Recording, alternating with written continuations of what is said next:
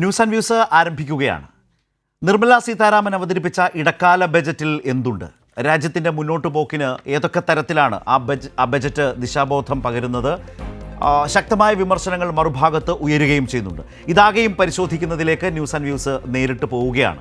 ഇന്ന് ഈ ചർച്ചയിൽ പങ്കെടുക്കുന്നത് മുൻ ധനകാര്യമന്ത്രി CPIM നേതാവ് doctor TM Thomas Isaac, Shri Henry Austin Congress വക്താവ്, അഡ്വക്കേറ്റ് ജയസൂര്യൻ BJP വക്താവ്, ഡോക്ടർ TM തോമസ് ഐസക്കിലേക്ക് ആദ്യമായി. ശ്രീ ഐസക്ക്, കുറേ കാലത്തിന് ശേഷമാണ് നേരിട്ട് ചർച്ചയിലേക്ക് താങ്കളെ ഇപ്പോൾ കിട്ടുന്നത്. അതിൻ്റെ ഒരു സന്തോഷം ആദ്യം തന്നെ പങ്കുവെക്കട്ടെ. പ്രത്യേകിച്ചൊരു ബജറ്റ് ദിനത്തിൽ എന്ന പ്രത്യേകതയുണ്ട്. പക്ഷേ എനിക്ക് തോന്നുന്നൊരു പ്രത്യേകത, ഇപ്പോൾ 2021 കേരളം നിയമസഭാ തെരഞ്ഞെടുപ്പിലേക്ക് പോകും എന്നുറപ്പായിരിക്കെ അന്ന് ഇടക്കാല ബജറ്റ് അവതരിപ്പിച്ച അന്നത്തെ ധനകാര്യമന്ത്രിയായിരുന്ന TM തോമസ് ഐസക് ഒരു നെടുങ്കൻ ബജറ്റാണ് അവതരിപ്പിച്ചത്. വലിയ പ്രഖ്യാപനങ്ങളും ഒക്കെ ആയിട്ടുള്ള, തെരഞ്ഞെടുപ്പിനെ ഇങ്ങനെ മുന്നിൽ കണ്ടുകൊണ്ട് അവതരിപ്പിച്ച ബജറ്റ് എന്നുള്ള വിശേഷണമോ ആക്ഷേപമോ വിമർശനമോ അഭിനന്ദനമോ ഒക്കെ അന്ന് ഏറ്റുവാങ്ങി. പക്ഷേ ഇന്ന് നോക്കൂ, നിർമ്മല സീതാരാമൻ വലിയ പ്രഖ്യാപനങ്ങളിലേക്ക് ഒന്നും പോയിട്ടില്ല, ഒതുങ്ങി നിന്നൊരു ബജറ്റ് അവതരിപ്പിച്ചു. കാരണം വരാൻ പോകുന്ന ഒരു തെരഞ്ഞെടുപ്പാണ്. തെരഞ്ഞെടുപ്പിന് ഈ പ്രഖ്യാപനങ്ങൾ ഒന്നും നടത്തി ഞങ്ങൾക്ക് വോട്ട് മേടിക്കാൻ ഇനി ജനങ്ങളുടെ മുമ്പിൽ പോകേണ്ടതില്ല എന്ന ആത്മധൈര്യത്തോടെയാണോ ധനകാര്യമന്ത്രി വലിയ പ്രഖ്യാപനങ്ങളൊന്നുമില്ലാതെ നിർമ്മല സീതാരാമനെ ബജറ്റ് അവതരിപ്പിച്ചത്? പക്ഷേ 10 വർഷക്കാലം രാജ്യം ഭരിച്ചതിൻ്റെ അവകാശവാദവും അതിലുള്ള ആത്മവിശ്വാസവും ഒക്കെ അവരുടെ വാക്കുകളിൽ ധാരാളം ഉണ്ടായിരുന്നല്ലോ. 10 വർഷത്തെ വിലയിരുത്തൽ നടത്തിയല്ലേ ധനകാര്യമന്ത്രി ഈ ബജറ്റ് ഇന്ന് അവതരിപ്പിച്ച ഇടക്കാല ബജറ്റ് അവതരിപ്പിച്ചത്. പക്ഷേ ബജറ്റിൻ്റെ വലിയ ജനപ്രിയ പ്രഖ്യാപനങ്ങളൊന്നും ആ നിലയിൽ ഉണ്ടായിട്ടുമില്ല. BJP ഇതിനെ വിശദീകരിക്കുന്നത് തങ്ങളുടെ ആത്മവിശ്വാസമായിട്ടാണ്. ജയിക്കും, അതുകൊണ്ട് ഞങ്ങൾ പൂർണ്ണ ബഡ്ജറ്റ് അന്ന് അവതരിപ്പിക്കാൻ വെച്ചിരിക്കുകയാണെന്ന് പറഞ്ഞു. ഞാൻ വായിക്കുന്നത് അങ്ങനെയല്ല. കഴിഞ്ഞ വർഷത്തെ ധനക്കമ്മി 5.8 3 പാടുള്ളൂ. 5.8 അത് റേറ്റിംഗ് ഏജൻസികൾക്കും ഒക്കെ വലിയ തലവേദന ഉണ്ടാക്കുന്ന കാര്യമാണ്. അതുകൊണ്ട് ഈ കമ്മി കുറക്കണമെന്നുള്ളൊരു വലിയ സമ്മർദ്ദമുണ്ട്. കുറച്ചില്ലെങ്കിലുള്ള അപകടം എന്താണെന്ന് ചോദിച്ചിട്ടുണ്ടെങ്കിൽ, ഒരു 600 കോടി ബില്യൺ ഡോളറിൻ്റെ വിനിമയ ശേഖരമുണ്ട്, വിദേശ വിനിമയ ശേഖരം, സർവകാല റെക്കോർഡൊക്കെയാണ് വെപ്പ്. പക്ഷെ അതിലൊരു 200 ബില്യൺ ഡോളർ ഈ പോർട്ട്ഫോളിയോ ഇൻവെസ്റ്റ്മെൻറ്റാണ്, ഷെയർ മാർക്കറ്റിലും മറ്റും നിക്ഷേപിച്ചിരിക്കുന്നത്. അതിൻ്റെ ഇന്നത്തെ ക്യാപിറ്റലൈസ്ഡ് വാല്യൂ എന്ന് പറയുന്നത് 600 ബില്യൺ വരും. ഇവർ വല്ലതും പിണങ്ങി ഒന്ന് മാറിയിട്ട് പോയിട്ടുണ്ടെങ്കിൽ ഇതങ്ങ് എവാപ്പറേറ്റ് ചെയ്യും ഈ ഇലക്ഷൻ കാലത്ത്. അതാണ് 91 നടന്നത്. 91 ഇലക്ഷൻ്റെ തലേന്ന് മൂടിയും സ്റ്റാൻഡേർഡും പൂറും പറഞ്ഞ് ഇതിൻ്റെ റേറ്റിംഗ് ഞങ്ങൾ കുറക്കാൻ പോയാണ്, അതുകൊണ്ട് വായ്പ കൊടുക്കുന്നത് ജാഗ്രത വേണം. അതോടുകൂടിയല്ലേ പണം മുഴുവൻ മുന്നോട്ട് പോയി വായ്പ കിട്ടാൻ പറ്റാതെ സ്വർണം കൊണ്ട് പണയം വെക്കേണ്ട അവസ്ഥ. ചന്ദ്രശേഖരൻ്റെ കാലം. സോ ഇറ്റ്സ് നമ്മൾ പുറമേ നോക്കുമ്പോഴൊക്കെ വളരെ ഭയങ്കര ഭദ്രമാണെന്നൊക്കെ തോന്നുമ്പോഴും സ്ഥിതി അതല്ല. അതുകൊണ്ടുള്ളൊരു ജാഗ്രതയാണ്. എന്ത് വന്നാലും കമ്മി കുറയ്ക്കും. കമ്മി കുറച്ചു 5.1. അതിൻ്റെ ഫലം എന്താണെന്ന് ചോദിച്ചിട്ടുണ്ടെങ്കിൽ, വലിയ പ്രഖ്യാപനങ്ങൾ നടത്തേണ്ടുന്നതിന് പണമില്ല. എല്ലാ സ്കീമുകൾക്കും ഈ റൂറൽ ഡെവലപ്മെൻറ്റ്, കൃഷി, കഴിഞ്ഞ വർഷം ബഡ്ജറ്റിൽ എന്ത് പറഞ്ഞു അത് തന്നെ വെച്ചിരിക്കുന്നത്. എന്ന് വെച്ചാൽ താങ്കൾ പറഞ്ഞു വരുന്നത്, ഇപ്പോൾ ഒരു ഭാഗത്ത് തെരഞ്ഞെടുപ്പ് കണ്ടുകൊണ്ട് വലിയ പ്രഖ്യാപനം നടത്തിയാൽ അതിനുവേണ്ടി നീക്കിവെക്കണം. അത് ഈ പറഞ്ഞ സ്കോറിംഗ് ഏജൻസീസിന് ഒരു തരത്തിലും സ്വീകാര്യമാവാതെ വരും. അതുകൊണ്ട് അതിലേക്ക് പോകാതിരിക്കുന്നു എന്നാണോ? അത് തന്നെയാണ് ഞാൻ പറഞ്ഞത്. കാരണം ഇത് കുറച്ചു 5.1 വലിയ കൈഡി നേടിയത് എങ്ങനെയാണ്? ഈ വർഷം 5.8 5.9 എന്ന് കുറച്ചു. എങ്ങനെയാണ്? റിവൈസ്ഡ് ബഡ്ജറ്റ് നോക്കിയാൽ അറിയാം. എല്ലാം തന്നെ എക്സെപ്റ്റ് തൊഴിലുറപ്പൊഴിച്ച് ബാക്കി എല്ലാത്തിൻ്റെയും വെട്ടിക്കുറച്ചിരിക്കുക. ആ തുക തന്നെയാണ് പുതിയ ബഡ്ജറ്റിലും വെച്ചിട്ടുള്ളത്. അപ്പോൾ അതിൽ നിന്ന് വളരെ വ്യക്തമാണ് എന്താണ് ധനമന്ത്രിയുടെ സമ്മർദ്ദം എന്നുള്ളത്. അപ്പം അതുകൊണ്ടാണ് ഇത്തരത്തിലുള്ള കോഷ്യസ് ആയിട്ടുള്ള അപ്രോച്ച് സ്വീകരിച്ചിട്ടുള്ളതെന്നാണ് എൻ്റെ പക്ഷം. പക്ഷേ മറുഭാഗത്തോ അതിലൊരു പ്രധാനപ്പെട്ട കാര്യം, ഇപ്പോൾ വികസിത ഭാരത് 2047 വിഷൻ 2030 2047 അത് മാറുന്നു എന്ന് വെച്ചാൽ 2047 ആകുമ്പോഴേക്ക് രാജ്യത്തെ വികസിത രാജ്യങ്ങളുടെ പട്ടികയിലെത്തിക്കും എന്ന നിലയിലേക്കൊരു വലിയ പ്രത്യാശ പകരുന്നുണ്ടല്ലോ. അതേ തുടർന്ന് പ്രധാനമന്ത്രി സംസാരിച്ചപ്പോഴും അതിലാണ് ഫോക്കസ് ചെയ്തത്. ഞാൻ പറയാം, മോഡി ഇല്ലെങ്കിൽ എനിക്ക് ഒരു വർഷം മുമ്പ് എത്തിയേക്കാം. മോദിയാണ് പ്രശ്നമെന്ന്. കാരണം വെച്ച് കഴിഞ്ഞാൽ മോഡി ഭരണത്തിന് മുമ്പുള്ള 10 വർഷക്കാലം ഇന്ത്യ 7.6% വെച്ച് പ്രതിവർഷം വളർന്ന രാജ്യമാണ്. മോഡിയുടെ ഭരണകാലം എടുത്തിട്ടുണ്ടെങ്കിൽ 9 വർഷം 5.8%. അപ്പോൾ ചിലർ പറയും കോവിഡ് മൂലമൊക്കെയാണ്. എന്നാൽ കോവിഡ് മാറ്റിക്കോ, എന്നാലും 6.8 വരത്തുള്ളൂ. അപ്പോൾ ഇതിങ്ങനെ വരേണ്ട വല്ല കാര്യമുണ്ടോ? ഒരു കാര്യമില്ല. മണ്ടത്തരങ്ങളെ ഡിമോണിറ്റൈസേഷൻ മുതൽ ഈ കോവിഡ് കാലത്തും ഇന്നത്തെ പോലെ യാഥാസ്ഥിതികമായ ധനനയം തുടർന്നതിൻ്റെ ഫലമായിട്ട് ഇങ്ങനെ കൃത്യമായിട്ട് തെറ്റ് എന്തോ ചെയ്യാൻ പാടില്ല അക്കാര്യങ്ങൾ ചെയ്ത് വരുത്തി വെച്ച വിനയാണിത്. അപ്പം അതുകൊണ്ട് ഞാൻ പറയാം, ഇന്ത്യ ആവട്ടെ ആവാതിരിക്കട്ടെ, ഏതായാലും മോഡി അല്ലെങ്കിൽ കുറച്ചും കൂടി വേഗത്തിൽ അവിടെ എത്തിയേനെ. ഞാൻ അതിന് ഒരു സംശയം, താങ്കളാകുമ്പോൾ അത് ക്ലിയർ ചെയ്ത് തരുമല്ലോ. അതായത് 2014 മോദി വരുന്നത്. 2014 മുതലുള്ള 10 വർഷക്കാലത്തെ വിശദീകരണമാണ് ഈ ബജറ്റിൻ്റെ ഒരു അന്തസത്ത എന്ന് പറയുന്നത്. താങ്കൾ ഈ പറഞ്ഞ പോലെ 2047 രാജ്യത്തെ വികസിത രാജ്യമാക്കുമെന്ന് 2047 ഉള്ളിലാകും എന്ന് ഈ ബജറ്റിൻ്റെ പശ്ചാത്തലത്തിൽ പറയുന്നു. പ്രധാനമന്ത്രി ഇത് എൻഡോഴ്സ് ചെയ്യുന്നു. പക്ഷേ 2011 തന്നെ രാജ്യത്തെ ലോകത്തെ 3ാമത്തെ സമ്പദ്ഘടനയായി രാജ്യം മാറിയ ഒരു സാഹചര്യം GDP വളർച്ചയുടെയൊക്കെ ഒരു പശ്ചാത്തലത്തിൽ ഉണ്ടായിരുന്നു എന്നൊരു വിവരം അറിയാം, കേട്ടിട്ടുണ്ട്. ശരിയാണോ? ശരത്തെ എത്ര വയസ്സായി കേട്ടെ? ഏതാണ്ട് 50 എത്രങ്കിലും ആവട്ടെ. അതെ, അത് 50 ആയിട്ടുണ്ട്. 50 ശരത്തെ ഒന്നും ചെയ്തില്ലെങ്കിലും 10 വർഷം കഴിയുമ്പോൾ 60 വയസ്സാവും, 70 വയസ്സാവും. ഇന്ത്യ 140 കോടി ജനങ്ങളുള്ളൊരു രാജ്യമാണെന്ന് അതിങ്ങനെ വളർന്നുകൊണ്ടിരുന്നിട്ടുണ്ടെങ്കിൽ, സാധാരണ ഇപ്പോൾ വളരുന്ന പോലെ വളർന്നിട്ടുണ്ടെങ്കിൽ നമ്മുടെ വലിപ്പം കൊണ്ട് തന്നെ ഈ ഇംഗ്ലണ്ട്, ജർമ്മനി, ജപ്പാൻ എന്നൊക്കെ പറയുന്നുണ്ടല്ലോ, നമ്മുടെ സംസ്ഥാനത്തെ ജനങ്ങളേ ഉള്ളൂ. ആ രാജ്യങ്ങളൊക്കെ വലുതാവുന്നത് വളരെ സ്വാഭാവികമായിട്ടുള്ള ഒരു പ്രക്രിയയാണ്. പ്രശ്നം അതല്ല കേട്ടോ. അവിടെ എത്തുമ്പോഴേ ഈ നാട്ടിലെ ജനങ്ങളുടെ സ്ഥിതി എന്താ? 142 സ്ഥാനമാണ് കേട്ടോ. 5ാം സ്ഥാനത്തുള്ള ഇന്ത്യക്ക് പ്രതിശീർഷ വരുമാനം എടുത്താൽ 142. ഏത് ഇൻഡെക്സിൽ മാനവ വികസന സൂചിക, ദാരിദ്ര്യത്തിൻ്റെ സൂചിക, പട്ടിണിയുടെ സൂചിക, സുസ്ഥിരതയുടെ സൂചിക, ഇന്ത്യ നമ്മുടെ തൊട്ടടുത്തുള്ള അയൽവക്ക രാജ്യങ്ങളൊക്കെ പുറകിലാണ്. അപ്പോൾ ഈ മൊത്തം വരുമാനം ആ ലെവലിലെത്തിയാലും ഇന്ത്യ ഈ 3ാം സ്ഥാനത്തെത്തുമ്പോഴേ ലോവർ മിഡിൽ ഇൻകം കൺട്രി മാത്രമായിരിക്കും ജനങ്ങളുടെ ജീവ നിലവാരത്തിൻ്റെ അടിസ്ഥാനത്തിൽ. അപ്പോൾ അതുകൊണ്ട് 47-ലെത്തണമെന്നുണ്ടെങ്കിൽ ഇന്നത്തെ ഈ നയം മാറ്റണം. ജനങ്ങൾക്ക് വിദ്യാഭ്യാസം കൊടുക്കണമെന്ന്. അതിപ്പോൾ മോഡിയുടെ മാത്രം കുഴപ്പമില്ല.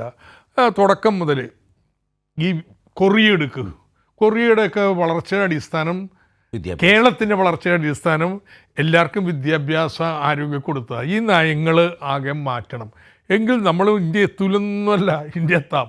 പക്ഷേ ഈ നയങ്ങളിൽ മാറ്റം വരുത്തണം. ഇന്ത്യ എത്തുകയും വേണം.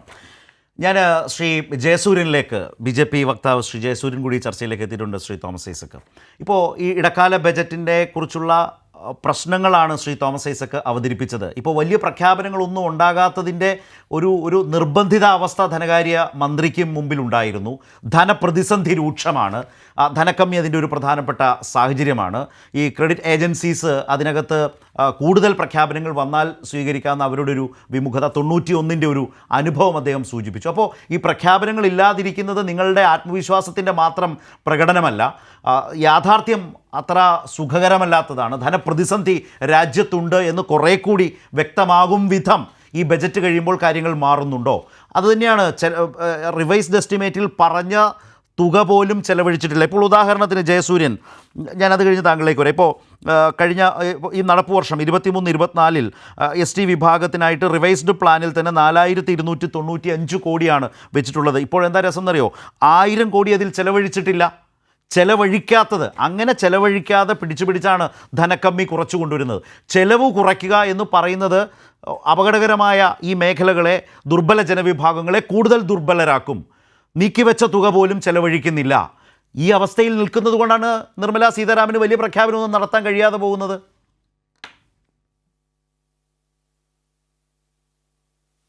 ജയസൂര്യൻ, അതുകൊണ്ടല്ല, ഈ ബജറ്റ് ഒരു പൂർണ്ണ ബജറ്റല്ല, ഇതൊരു ഇടക്കാല ബജറ്റാണ് എന്നെല്ലാവർക്കും അറിയാം. മാത്രമല്ല, ഇനി 4 മാസക്കാലം സമയമുണ്ട്. ചെലവഴിക്കാനുള്ള സമയം ഇനി കുറച്ചുകൂടി ബാക്കിയുണ്ട്. ആ സമയത്ത് ഈ 1000 കോടിയൊക്കെ ചെലവഴിക്കപ്പെടുകയും ചെയ്യും. യഥാർത്ഥത്തിൽ ആമുഖത്തിൽ തന്നെ ധനമന്ത്രി പറഞ്ഞല്ലോ, ഇതൊരു ഇടക്കാല ബജറ്റാണ്. പൂർണ്ണ ബജറ്റ് ജൂലൈയിൽ അവതരിപ്പിക്കും. ബജറ്റ് പ്രസംഗം അവസാനിപ്പിക്കുമ്പോൾ ആത്മവിശ്വാസത്തോടെ നിർമ്മലാ സീതാരാമൻ പറഞ്ഞത് ഞാൻ അവതരിപ്പിക്കും എന്ന് തന്നെയാണ്. അപ്പോൾ അതൊരു അഹങ്കാരമാണോ അല്ലെങ്കിൽ അതിരുകവിഞ്ഞ ആത്മവിശ്വാസമാണോ? ഒന്നുമല്ല. ഇന്നത്തെ ഭാരതത്തിൻ്റെ രാഷ്ട്രീയ കാലാവസ്ഥയും സാമ്പത്തിക സ്ഥിതിയും BJP ഗവൺമെൻറ്, NDA ഗവൺമെൻറ് മുന്നോട്ട് വെച്ച പദ്ധതികൾക്ക് ഉണ്ടായ ജനസ്വീകാര്യതയും എല്ലാം കണക്കിലെടുക്കുമ്പോൾ നിസ്സംശയം നമുക്ക് പറയാൻ കഴിയും അടുത്ത ബജറ്റും NDA ഗവൺമെൻറ് തന്നെ അവതരിപ്പിക്കും എന്നുള്ളത്. ധനക്കമ്മിയെ സംബന്ധിച്ചിടത്തോളം നമ്മുടെ ഈ ധനക്കമ്മി എന്നുള്ളത് നമ്മുടെ വളർച്ചയുടെ തന്നെ ഭാഗമായിട്ടുള്ള ധനക്കമ്മി തന്നെയാണ്. കാരണം നമ്മൾ എവിടെയാണ് ചെലവഴിക്കുന്നത്, എത്ര വളരെ സൂക്ഷിച്ചാണ് ഇൻഫ്രാസ്ട്രക്ചർ ഡെവലപ്മെൻറ്റ്, അതുപോലെ കാർഷിക മേഖല, ഇത്തരം മേഖലകൾ, ആരോഗ്യ മേഖല, ഇവിടെയൊക്കെ ഇതിനു മുമ്പ് നടത്തിയിരിക്കുന്ന ഇൻവെസ്റ്റ്മെൻറ്റുകൾ, ആ ഇൻവെസ്റ്റ്മെൻറ്റുകളൊക്കെ തന്നെ നമുക്ക് റിട്ടേൺ ആയിട്ട് വരും. ആ രീതിയിൽ വളരെ ആസൂത്രിതമായിട്ടാണ് കാര്യങ്ങൾ ചെയ്തത്. എന്നാൽ എല്ലാവരും പ്രതീക്ഷിച്ചത് ഇതൊരു തെരഞ്ഞെടുപ്പ് ബജറ്റ് ആയതുകൊണ്ട് വാരിക്കോരി നൽകും, ആൾക്കാരെ സോപ്പിടും എന്നൊക്കെയാണ്. അങ്ങനെ ഒരു ശൈലി BJPക്കില്ല. കാരണം അടുത്ത ഒരു തെരഞ്ഞെടുപ്പിനെ മാത്രം മുന്നിൽ കണ്ടുകൊണ്ടല്ല BJP ഗവൺമെൻറ് രാജ്യം ഭരിക്കുന്നത്. അത് കേവലം തിരഞ്ഞെടുപ്പിനപ്പുറത്തേക്ക് രാജ്യത്തിൻ്റെ വികസനവും വളർച്ചയും പുരോഗതിയും. അതുകൊണ്ടാണ് 2047 വികസിത രാജ്യം എന്നുള്ള മഹത്തായ ലക്ഷ്യം മുന്നോട്ട് വെച്ചുകൊണ്ട് തന്നെ പോകുന്നത്. അതുകൊണ്ട് ജനങ്ങളോട് സോപ്പിട്ട് വോട്ട് മേടിക്കേണ്ട ഒരാവശ്യവും BJPക്കില്ല. ജനങ്ങൾക്ക് വേണ്ടി ചെയ്ത കാര്യങ്ങൾ അവരെ ബോധ്യപ്പെടുത്തുന്നതിന് സാധിച്ചിട്ടുണ്ട്. അവർ BJPയോടൊപ്പമാണ് എന്ന് കഴിഞ്ഞ കാല തിരഞ്ഞെടുപ്പിൻ്റെ റിസൾട്ടുകളൊക്കെ തന്നെ വ്യക്തമാക്കുന്നുണ്ട്. പിന്നെ നമ്മളിപ്പോൾ നടത്തുന്ന ഈ കണക്കുകളുടെ ഈ ചർച്ചകളും യാഥാർത്ഥ്യങ്ങളും തമ്മിൽ പൊരുത്തപ്പെടുമായിരുന്നു എങ്കിൽ, ബഹുമാനപ്പെട്ട ശ്രീ ഡോക്ടർ തോമസ് ഐസക്, അദ്ദേഹം ഒരു കമ്മ്യൂണിസ്റ്റ് ആണല്ലോ. അദ്ദേഹത്തിൻ്റെ കമ്മ്യൂണിസ്റ്റ് ഭരണം നിലനിന്നിരുന്ന 56 ലോക രാജ്യങ്ങളിൽ ഇനി 4 രാജ്യങ്ങളെ ബാക്കിയുള്ളൂ. 51 രാജ്യങ്ങളിലും ഈ പറഞ്ഞ പ്രത്യയശാസ്ത്രം അതാത് രാജ്യങ്ങളെ പാപ്പരാക്കി തകർത്ത് കളഞ്ഞു. ഭരണകൂടവും പോയി, രാജ്യവും തകർന്നുപോയി. അല്ല എങ്കിൽ അദ്ദേഹം പറയുന്നത് പോലെയുള്ള ഈ ഒരു ധനകാര്യ മാനേജ്മെൻറ്റും കാഴ്ചപ്പാടും കമ്മ്യൂണിസ്റ്റ് രാജ്യങ്ങളെ ലോകത്തിൻ്റെ മുൻനിരയിൽ എത്തിക്കേണ്ടതായിരുന്നു. അതുകൊണ്ട് കമ്മ്യൂണിസ്റ്റ് കാഴ്ചപ്പാടിൽ അവതരിപ്പിക്കപ്പെടുന്ന ഇത്തരം കാര്യങ്ങൾ ഇന്ത്യൻ യാഥാർത്ഥ്യങ്ങൾക്ക് നിരക്കുന്നതല്ല. ആ ഇന്ത്യൻ യാഥാർത്ഥ്യങ്ങളോട് അടുത്ത് നിന്നുകൊണ്ട് അവതരിപ്പിക്കപ്പെട്ട ഒരു ബജറ്റാണ് ഇത്. നമ്മൾ മറ്റ് രാജ്യങ്ങളുമായിട്ട് താരതമ്യം ചെയ്യുമ്പോൾ അദ്ദേഹം ചൂണ്ടിക്കാണിച്ചത് വളരെ പ്രധാനപ്പെട്ട ഒരു പോയിന്റാണ്.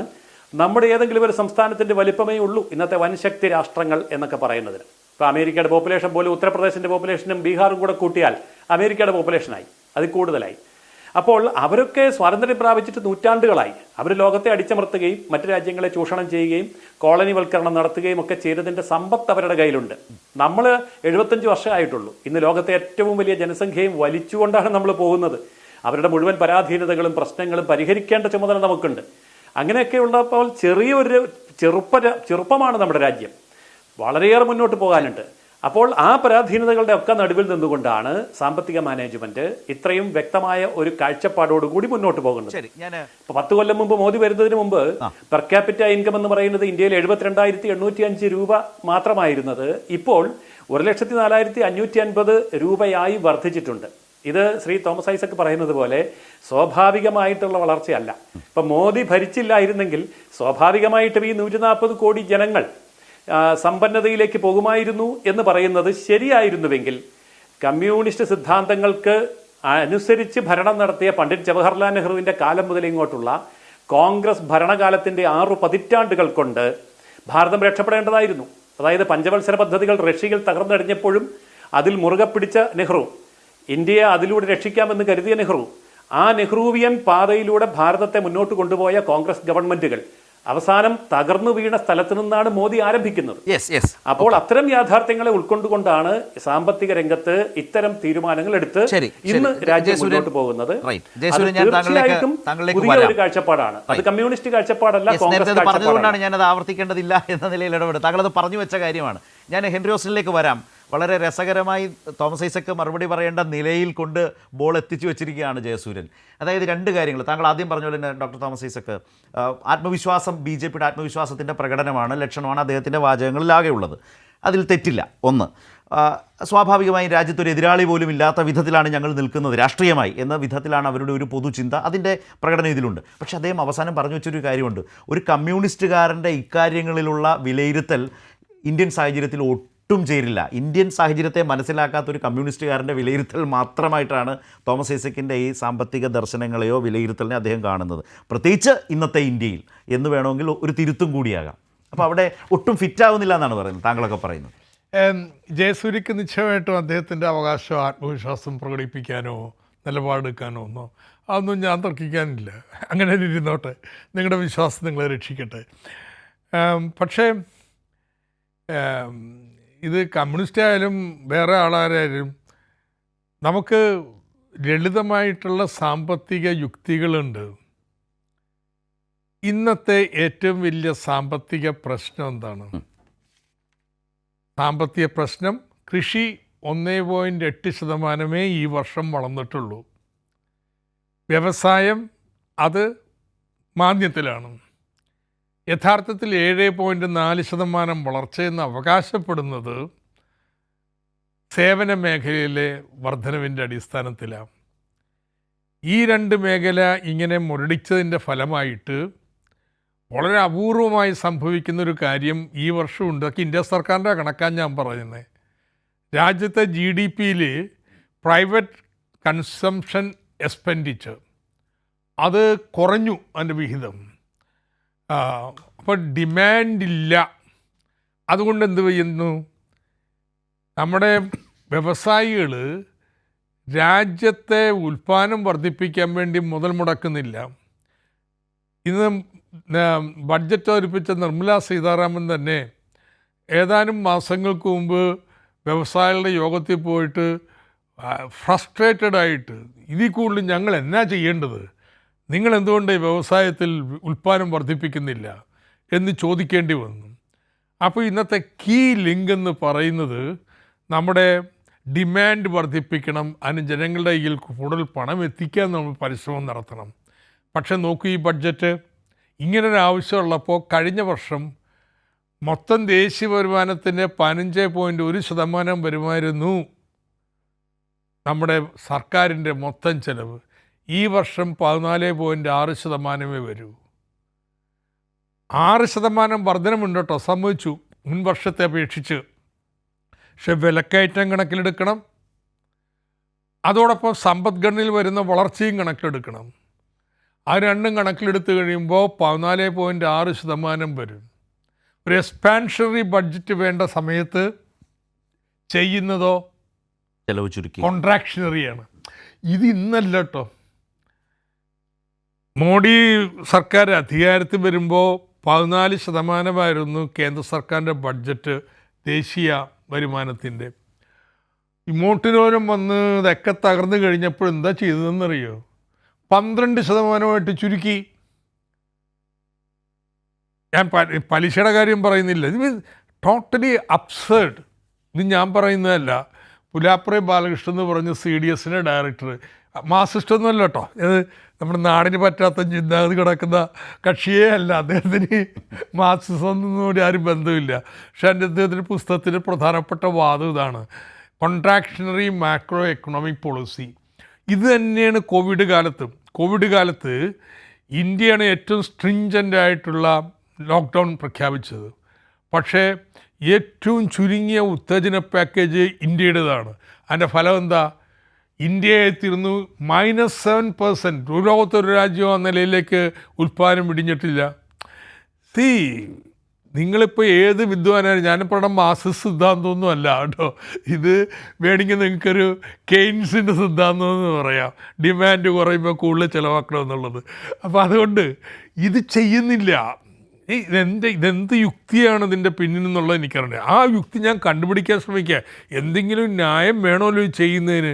ആ ന്യായം ഞാൻ കണ്ടെത്തുന്നത് ഡെഫിസിറ്റ് കുറയ്ക്കാൻ വളരെ സമ്മർദ്ദത്തിലാണ് എന്ത് ചെയ്താലും. അതുകൊണ്ട് ഇങ്ങനെ കുറക്കണം. അത് കുറച്ചില്ലെങ്കിൽ വേറെ അപകടമുണ്ട്. ഈ പറയുന്ന ഇന്നത്തെ വലിയ ഭീമാകാരമായിട്ടുള്ള വിനിമയ ശേഖരം പോയേക്കാം. I am trying to be generous with you. നിങ്ങൾക്ക് ചെയ്യുന്നതിന് യുക്തിരഹിതമായ പ്രവർത്തനത്തിന് ഒരു യുക്തി കണ്ടെത്താൻ ഞാൻ ശ്രമിക്കുക മാത്രമാണ്. റൈറ്റ്.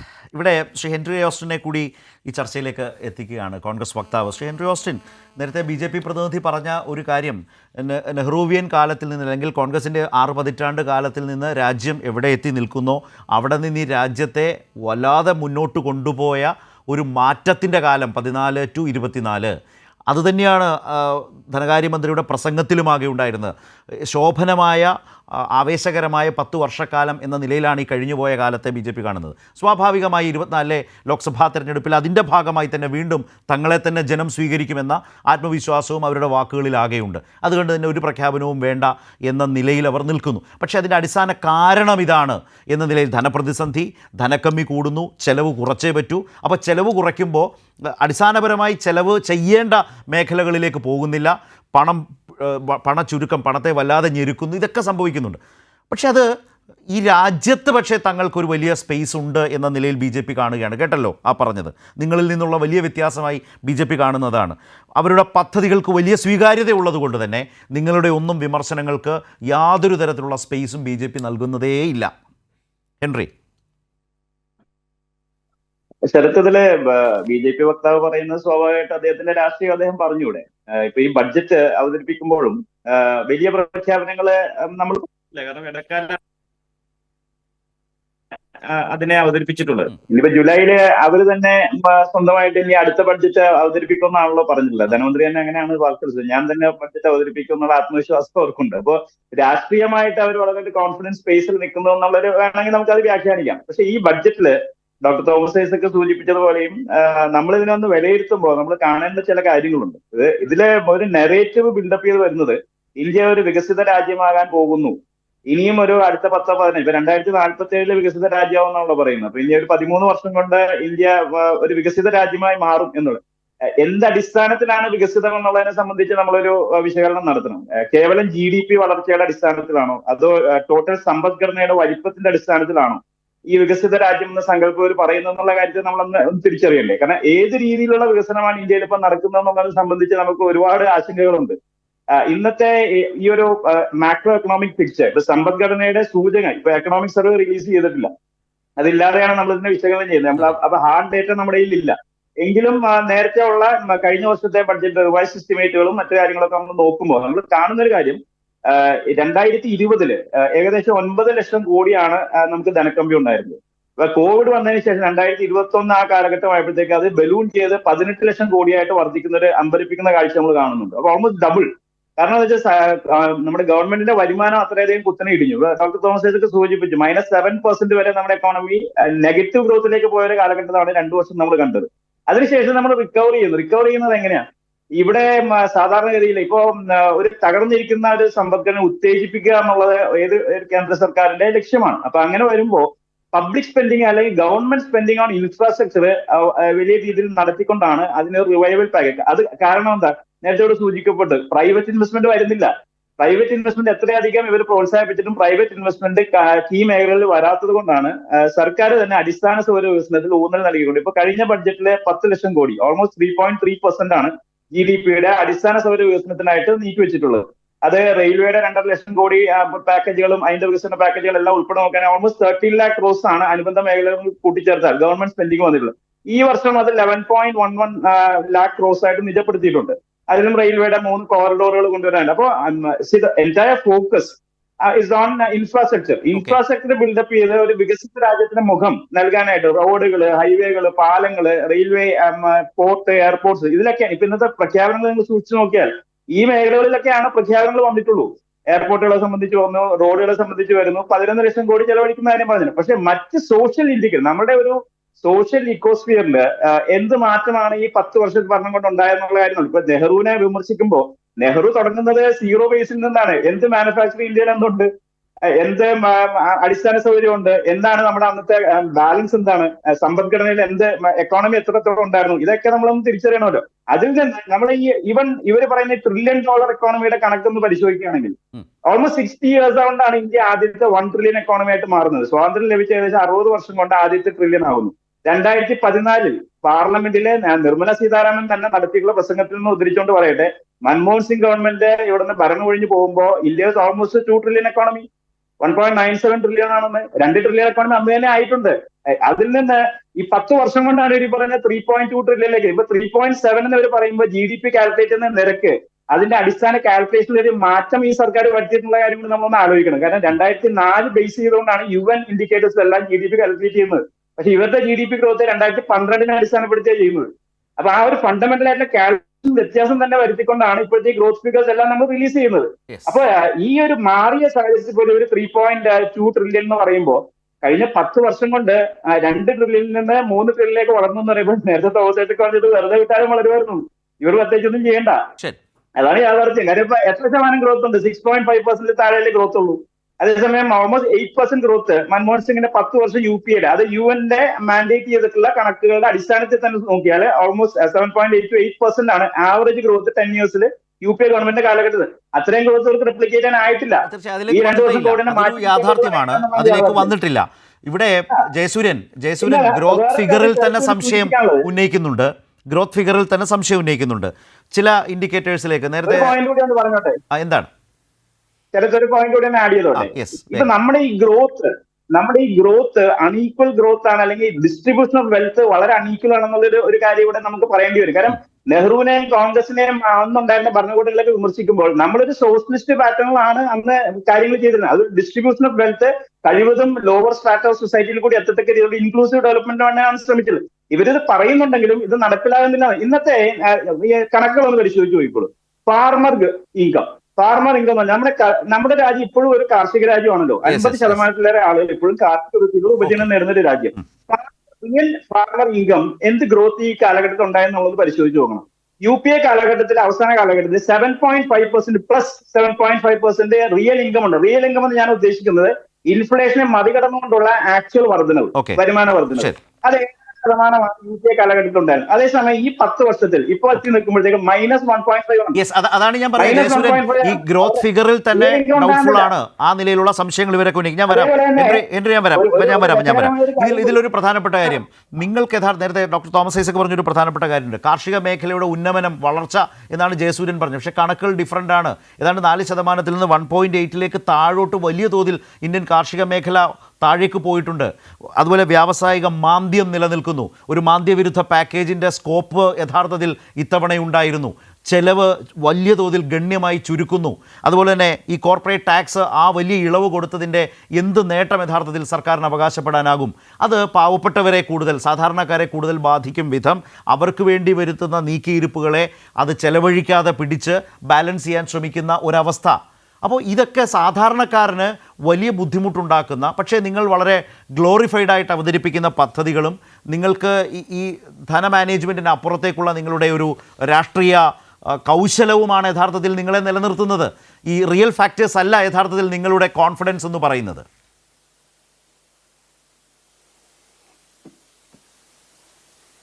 അങ്ങനെ ആയിരുന്നു എങ്കിൽ ഈ വസ്തുതകളെ സംബന്ധിച്ച് ഞങ്ങൾ പറയുന്നതല്ല, നമ്മുടെ ഇടതുപക്ഷ ഗവൺമെൻറ്റിൻ്റെ പിണറായി വിജയൻ്റെ സാമ്പത്തികാര്യ ഉപദേഷ്ടാവായിരുന്ന ഗീതാ ഗോപിനാഥ്, IMFൻ്റെ ഒക്കെ തലപ്പത്തുള്ള വ്യക്തി, ആ ഗീതാ ഗോപിനാഥ് തന്നെ സാക്ഷ്യപ്പെടുത്തുന്നുണ്ട് ഏറ്റവും വേഗത്തിൽ വളരുന്ന എക്കണോമി ഇന്ന് ഗ്ലോബൽ ലൈസിൽ എടുത്തു നോക്കിയാൽ അത് ഇന്ത്യയാണ്.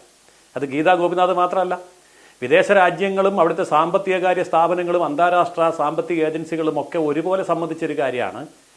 ജർമ്മനിയും ജപ്പാനുമൊക്കെ നെഗറ്റീവ് വളർച്ച രേഖപ്പെടുത്തുമ്പോൾ അമേരിക്കയും ചൈനയും അടക്കമുള്ളവർ വികസനത്തിലേക്ക് പോകാൻ കഴിയാതെ നിന്ന് കിതയ്ക്കുമ്പോൾ 7.9% വരെ വളർച്ച നിരക്ക് രേഖപ്പെടുത്തുന്ന ലോകത്തെ ഒന്നാമത്തെ സാമ്പത്തിക ശക്തിയാണ്, സാമ്പത്തിക വ്യവസ്ഥയാണ് ഭാരതം.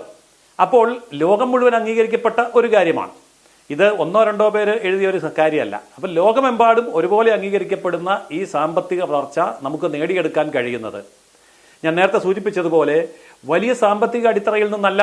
ഇപ്പം നെഹ്റു ശൂന്യതയിൽ നിന്ന് തുടങ്ങിയെന്ന് പറയുന്നത് പോലെ പരാധീനതകളിൽ നിന്ന് തന്നെയാണ് മോദിയും തുടങ്ങുന്നത്. അപ്പോൾ അവിടെ നിന്നാണ് ഈ വലിയ വളർച്ചയിലേക്ക് നമ്മൾ കാലെടുത്ത് വയ്ക്കുന്നത്.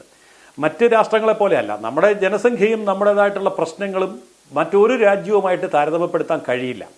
അപ്പോൾ അങ്ങനെയുള്ള ഒരു സാമൂഹിക സാഹചര്യത്തിൽ പോലും സാമ്പത്തിക സാഹചര്യത്തെ വളരെ ഭംഗിയായിട്ട് മാനേജ് ചെയ്യാൻ ഈ ഗവൺമെൻറ് ശ്രദ്ധിച്ചിട്ടുണ്ട്.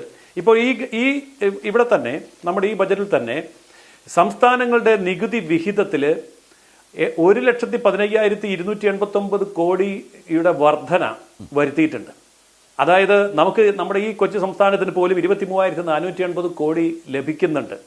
അപ്പോൾ പണം ഇറക്കേണ്ട സമയമാണ് എന്നുള്ള ബോധ്യം ഗവൺമെന്റിനുണ്ട്, കേന്ദ്ര ഗവൺമെന്റിനുണ്ട്.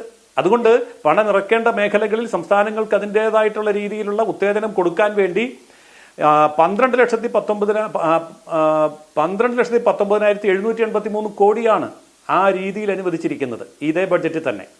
അപ്പോൾ ഈ തരത്തിൽ സാമ്പത്തികം ചിലവഴിച്ചുകൊണ്ട് തന്നെ ഉത്തേജന പാക്കേജ് എന്ന പേര് ഉപയോഗിച്ചിട്ടില്ല എങ്കിലും അതിനനുസരിച്ചിട്ടുള്ള സാമ്പത്തിക വ്യയം സാധാരണക്കാരിലേക്ക് പണം എത്തിക്കാനുള്ള ശ്രമം ഇവിടെ കൃത്യമായി നടപ്പാക്കിയിട്ടുണ്ട്. അതുപോലെ തന്നെ ദുരന്ത നിവാരണ മേഖലയിൽ 27,717 കോടി ഏതൊരു ക്രൈസിസ് വന്നാലും അപ്പോൾ തന്നെ ഇടപെടാനുള്ള സാമ്പത്തിക സംവിധാനവും ഏർപ്പെടുത്തി വച്ചിട്ടുണ്ട്.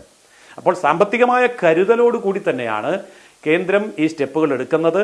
അത് ഹ്രസ്വകാലമായിട്ടുള്ള ഒരു തെരഞ്ഞെടുപ്പിനെ മുന്നിൽ കണ്ടുകൊണ്ടുള്ള ഏതെങ്കിലും ഒരു പ്രഖ്യാപനത്തിലുപരി സാമ്പത്തികമായി വളരെ ശ്രദ്ധാപൂർവ്വം മുന്നോട്ട് പോകുന്ന ഒരു വലിയ രാജ്യത്തിൻ്റെ സാമ്പത്തിക സ്ഥിതിയുടെ ഭദ്രതയെയും അതുപോലെ ഭാവിയെയും കണ്ടുകൊണ്ടാണ് ഈ ബജറ്റ് ഈ കാര്യങ്ങൾ ദീർഘദർശനം ചെയ്തിരിക്കുന്നത്. അത് അടിസ്ഥാന വർഗം മുതൽ മുകളിലേക്കാണ്. ഇപ്പോൾ കോർപ്പറേറ്റ് ടാക്സ് കുറയ്ക്കുന്നു എന്ന് പറയുമ്പോൾ അവിടെ മുൻകൂർ ജാമ്യം എടുക്കുന്നത് പോലെ നമ്മൾ പറയുന്ന ഒരു കാര്യമുണ്ട്. അവരുടെ കയ്യിലേക്ക് പണം വന്നാൽ അവർ പെട്ടിയിൽ വെച്ച് പൂട്ടുകയുള്ളൂ. അവർ പുറത്തോട്ട് ഇറക്കിയാൽ അപ്പൊ പിന്നെ നാട്ടുകാർ എന്ത് ചെയ്യും? ബിസിനസ്സുകാരൻ പണം പെട്ടിയിൽ വെച്ച് പൂട്ടുന്നവനല്ല. കണക്കുകൾ തിരിച്ചാണ്.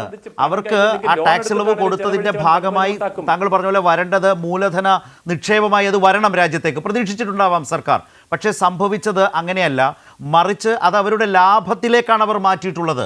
പകരം അത് രാജ്യത്ത് കൂടുതൽ മൂലധന നിക്ഷേപമാക്കി ആ കോർപ്പറേറ്റുകൾ മാറ്റിയിട്ടില്ല. കണക്കുകളാണിത്. ഇത് കേവലം രാഷ്ട്രീയ പരാമർശം രാഷ്ട്രീയ വിശദീകരണം നടത്താവുന്ന ഒരു കാര്യമല്ലല്ലോ.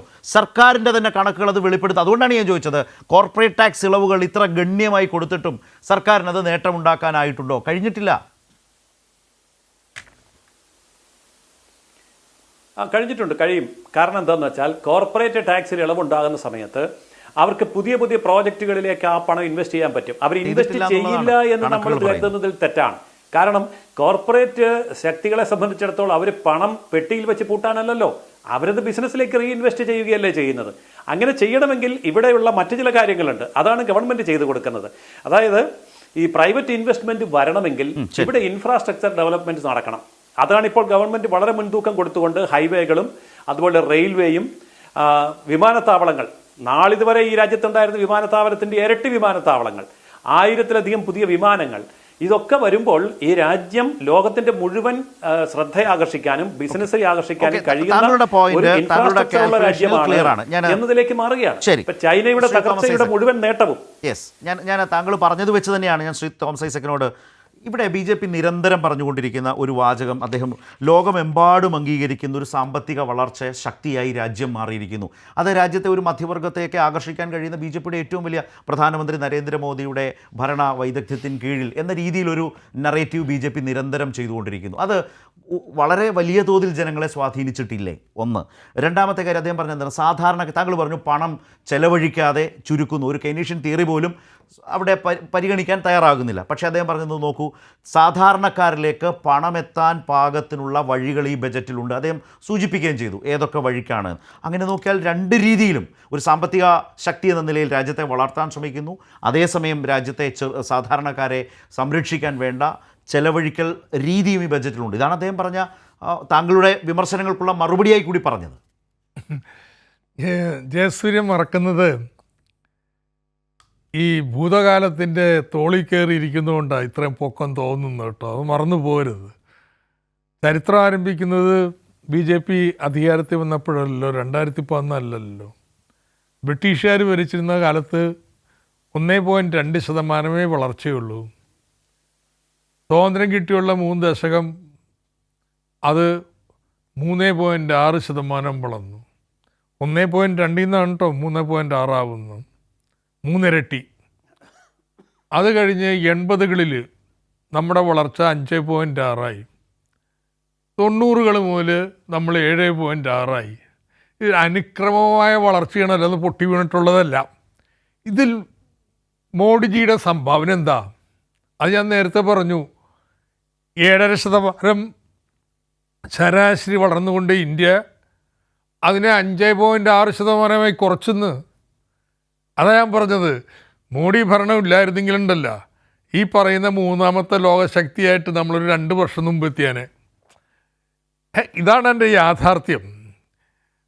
അപ്പോൾ ഇത് ജനങ്ങൾക്ക് മനസ്സിലാവുന്നുണ്ടോ എന്ന് ചോദിച്ചാൽ ജനങ്ങൾ ഇത് നോക്കിയിട്ടില്ല വോട്ട് ചെയ്യണേ. എന്താ പ്രശ്നം? ഇന്ത്യൻ രാഷ്ട്രീയത്തെ വളരെ ഫലപ്രദമായിട്ട് നിങ്ങൾ വർഗീയവൽക്കരിച്ചു. കൃഷിക്കാർ എന്താ ഡൽഹിയിൽ ഒരു വർഷം സമരം നടത്തിയത്? ആ നിയമങ്ങൾ മാറ്റിവെക്കേണ്ടി വന്നു. അപ്പം ഞാൻ വിചാരിച്ച് വരാൻ പോകണ UP തെരഞ്ഞെടുപ്പിൽ ഇതിൻ്റെ വലിയ മാറ്റം വരും എന്നുള്ളത്. UP ഗ്രാമത്തെ തിരിച്ചു വന്നു കഴിഞ്ഞാൽ ഹിന്ദുവും മുസ്ലിമും അല്ലെങ്കിൽ മുസ്ലിം വിരോധിയായിട്ട് മാറുകയാണ്. ആ രീതിയിൽ ഇന്ത്യൻ ജനങ്ങളിൽ ഈ വർഗീയ വിഷം കുത്തിവെക്കുന്നതിൽ വലിയ വിജയം ഉണ്ടായതിൻ്റെ ഫലമായിട്ടാണ് ഈ നേട്ടം. ദയവേത് ഇത് സാമ്പത്തിക നയങ്ങളുടെയൊക്കെ വിജയമാണെന്ന് കരുതിക്കരുത്. ഞങ്ങൾ ചെയ്യാൻ ശ്രമിക്കുന്നത് ഈ വർഗീയ തിമിരമൊക്കെ ഉണ്ടെങ്കിലും ജനങ്ങളോട് നിങ്ങളുടെ സ്ഥിതി മോശമായിക്കൊണ്ടിരിക്കുകയാണ്, അതിനൊരു പരിഹാരം വേണ്ടേ? അതിനെ അടിസ്ഥാനമാക്കിയല്ലേ നമ്മൾ ചെയ്യേണ്ടത്. അല്ലാതെ ഹിന്ദുവാണോ മുസ്ലിമാണോ ക്രിസ്ത്യാനിയാണോ നോക്കിയിട്ടല്ല. നമ്മൾ കൃഷിക്കാരനാണ്, തൊഴിലാളിയാണ്, ആ അടിസ്ഥാനത്തിൽ നമ്മുടെ പ്രശ്നങ്ങൾ പരിഹരിക്കണ്ടേ എന്നുള്ള രാഷ്ട്രീയം പറയാനാണ് ഞങ്ങൾ ശ്രമിക്കണേ. നിങ്ങളതേ സമയത്ത് ഇവിടെ എന്തൊക്കെ തന്നെയായാലും നിങ്ങളുടെ കോൺഫിഡൻസിൻ്റെ അടിസ്ഥാനം ഇതാണ്. ഇവിടെ എന്തോ കേമം ഇന്ത്യയിൽ ചെയ്തുകൊണ്ടല്ല, നിങ്ങൾ കോൺഫിഡൻ്റാണ്. ഇന്ത്യൻ ജനതയെ ഇനിയിപ്പോൾ CAA കൂടി കൊണ്ടുവന്നാൽ അതിൻ്റെ അടിസ്ഥാനത്തിൽ നല്ല വർഗീയ ധ്രുവീകരണം കൊണ്ടുവരാം, അതിലങ്ങ് തൂത്തുവാരാം എന്നൊരു കോൺഫിഡൻസിലാണ് നിൽക്കുന്നത്. അതാണ് എൻ്റെ കാരണം. അല്ല കോൺഫിഡൻസ് നിങ്ങളുടെ പെർഫോമൻസ് വെച്ചല്ല. പെർഫോമൻസ് മൈനസാണ്. നോക്ക്, ജസ്റ്റ് വൺ തിങ്. ഇന്ത്യയിൽ ദാരിദ്ര്യം കുറയുന്നതിൻ്റെ കണക്കിന്ന് പറഞ്ഞല്ലോ, 28 കോടി ആളുകൾ ദാരിദ്ര്യത്തിൻ്റെ മുകളിൽ നിന്നായത്. ഇതിൻ്റെ നിർവചനം എന്താ? ഇന്ത്യയിൽ ഇതുവരെ അക്സെപ്റ്റ് ചെയ്ത നിർവചനം ഉണ്ടായിരുന്നു. അത് ഉപഭോക്തൃ സർവേയുടെ അടിസ്ഥാനത്തിലാണ്. അതിൻ്റെ അടിസ്ഥാനത്തിൽ കുറഞ്ഞുകൊണ്ടിരിക്കുകയായിരുന്നു ദാരിദ്ര്യം. 2017-18 സർവേ റിസൾട്ട് വന്നപ്പോൾ 20 വർഷത്തിന് ശേഷം ആദ്യമായിട്ട് ദാരിദ്ര്യം കൂടിയിരിക്കുന്നു. എന്താ ചെയ്തതെന്നറിയോ? ആ സർവേ നടത്തിയയാളെ പിരിച്ചു വിട്ടു. എന്നിട്ട് സർവേ പബ്ലിഷ് ചെയ്തിട്ടില്ല. 2022-23 വീണ്ടും 5 വർഷം കഴിഞ്ഞപ്പോൾ ഈ സർവേ നടത്തി. ഇതുവരെ റിസൾട്ട് ഇറക്കിയിട്ടില്ല. എന്നിട്ട് ദാരിദ്ര്യത്തിൻ്റെ പുതിയ സൂചിക ഉണ്ടാക്കി. BJP ചെയ്തുകൊണ്ടിരുന്ന ചില സ്കീമുകൾ, ബാങ്ക് അക്കൗണ്ട് ഉണ്ടെങ്കിൽ ദാരിദ്ര്യം കുറഞ്ഞു, പാചക സിലിണ്ടറിൻ്റെ ലിങ്ക് ഉണ്ടെങ്കിൽ ദാരിദ്ര്യം കുറഞ്ഞു. ഇങ്ങനെ ഒരു ഇൻഡെക്സ് ഉണ്ടാക്കി വെച്ചിട്ടേ 28 കോടി പോയി എന്നാ പറയണേ. തൻ്റെ ഉണ്ടെങ്കിലുണ്ടല്ല ആ ഇലക്ഷന് മുമ്പ് മറച്ചു വെച്ച 2017-18 അത് ലീക്ക് ചെയ്ത് കുറച്ച് വന്നിട്ടോ ആ സർവേയുടെ. അത് വെച്ചിട്ടാണ് ഞാൻ ഈ പറയണ കൂടി എന്നുള്ളത്. 2022-23 സർവേ റിസൾട്ട് പുറത്തുവിടുന്നു ഇന്ത്യ സർക്കാരിന്റെ ഏജൻസി. ദാരിദ്ര്യത്തിന്റെ തോത് ഏതാണ്ട് 30% മുകളിലാണ് വർദ്ധിച്ച്. അങ്ങനെയല്ലേ ആ കണക്ക്? ഈ ആ 2017-18 സർവേ പ്രകാരം പുറത്തു വന്ന വിവരങ്ങൾ പ്രകാരം ഇല്ല, അതുവരെയും കുറഞ്ഞുകൊണ്ടിരുന്നത് ഏതാണ്ട് 21% നിന്ന് ഉയരുന്നതിലേക്ക്. അത് ആദ്യമാണ്. ഈ 2022-23 പിന്നെയും കൂടിയിട്ടുണ്ട്. നമുക്ക് ഊഹിക്കാനും പറ്റുന്നുള്ളൂ. പരമരഹസ്യമായിട്ട് വെച്ചിരിക്കുക. ഇങ്ങനെയൊക്കെയുള്ള കണക്കുകൾ മാനുഫാക്ചർ ചെയ്യാൻ പോയാൽ, ഞാൻ ഒരു കണക്ക് കൂടി പറഞ്ഞോട്ടെ. സ്ത്രീകൾ ഇപ്പോഴും എഴുതി കാണിക്കുന്നുണ്ട്, സ്ത്രീ ശാക്തീകരണത്തിന് ഊന്നൽ നൽകുന്ന ബഡ്ജറ്റ് എന്ന് നിങ്ങളുടെ ചാനൽ പോലെ എഴുതി വെക്കുകയാണ്. എന്തിൻ്റെ അടിസ്ഥാനത്തിൽ? പ്രധാനമന്ത്രി പറഞ്ഞു. ശരി. സ്ത്രീകളുടെ തൊഴിൽ പങ്കാളിത്തം കൂടി. താങ്കളുടെ പാർട്ടിയുടെ നിലപാട് ഇതാണ്, ദാരിദ്ര്യ വിഭാഗങ്ങളെ കൂടുതൽ ദരിദ്രരാക്കുന്നു. സ്ത്രീത്വയുടെ തൊഴിൽ പങ്കാളിത്തം കൂടി, കൂടുതൽ സ്ത്രീകൾ തൊഴിലെടുക്കാൻ പോകുന്നു, അതാണ് ക്ലെയിം. അത് ബഡ്ജറ്റിൻ്റെ ചീഫ് ഫീച്ചേഴ്സിൽ ഗ്രാഫായിട്ടും കൊടുത്തിട്ടുണ്ട്. ഏത് സർവേ പ്രകാരം? പണ്ടത്തെ എംപ്ലോയ്മെൻറ്റ് സർവേ നിർത്തിയിട്ട് പുതിയ പീരിയോഡിക് ലേബർ സർവേ എന്ന് പറഞ്ഞ സർവേ കൊണ്ടുവന്നു. അതുപ്രകാരം കൂടിയിട്ടുണ്ട്, പോട്ടെ, അതൊരു സർവേ ആണ്. പക്ഷെ വേറൊരു സർവേ ഉണ്ട് CMIയുടെ, അതിനേക്കാൾ വലുതാണ്. അത് പ്രകാരം ഭയങ്കരമായിട്ട് കുറഞ്ഞിരിക്കുന്നു. ഇത് രണ്ടും തമ്മിലുള്ള വ്യത്യാസം എന്തെന്നറിയാമോ? ഇപ്പോഴത്തെ ഒഫീഷ്യൽ സർവേയിൽ വീട് പണികളുടെ ഒപ്പം ചെയ്യുന്ന ഉപജീവന തൊഴിലുകളുണ്ട്, അതും പണിയായിട്ട് തൊഴിലായിട്ട് അംഗീകരിച്ചിട്ടുണ്ട്.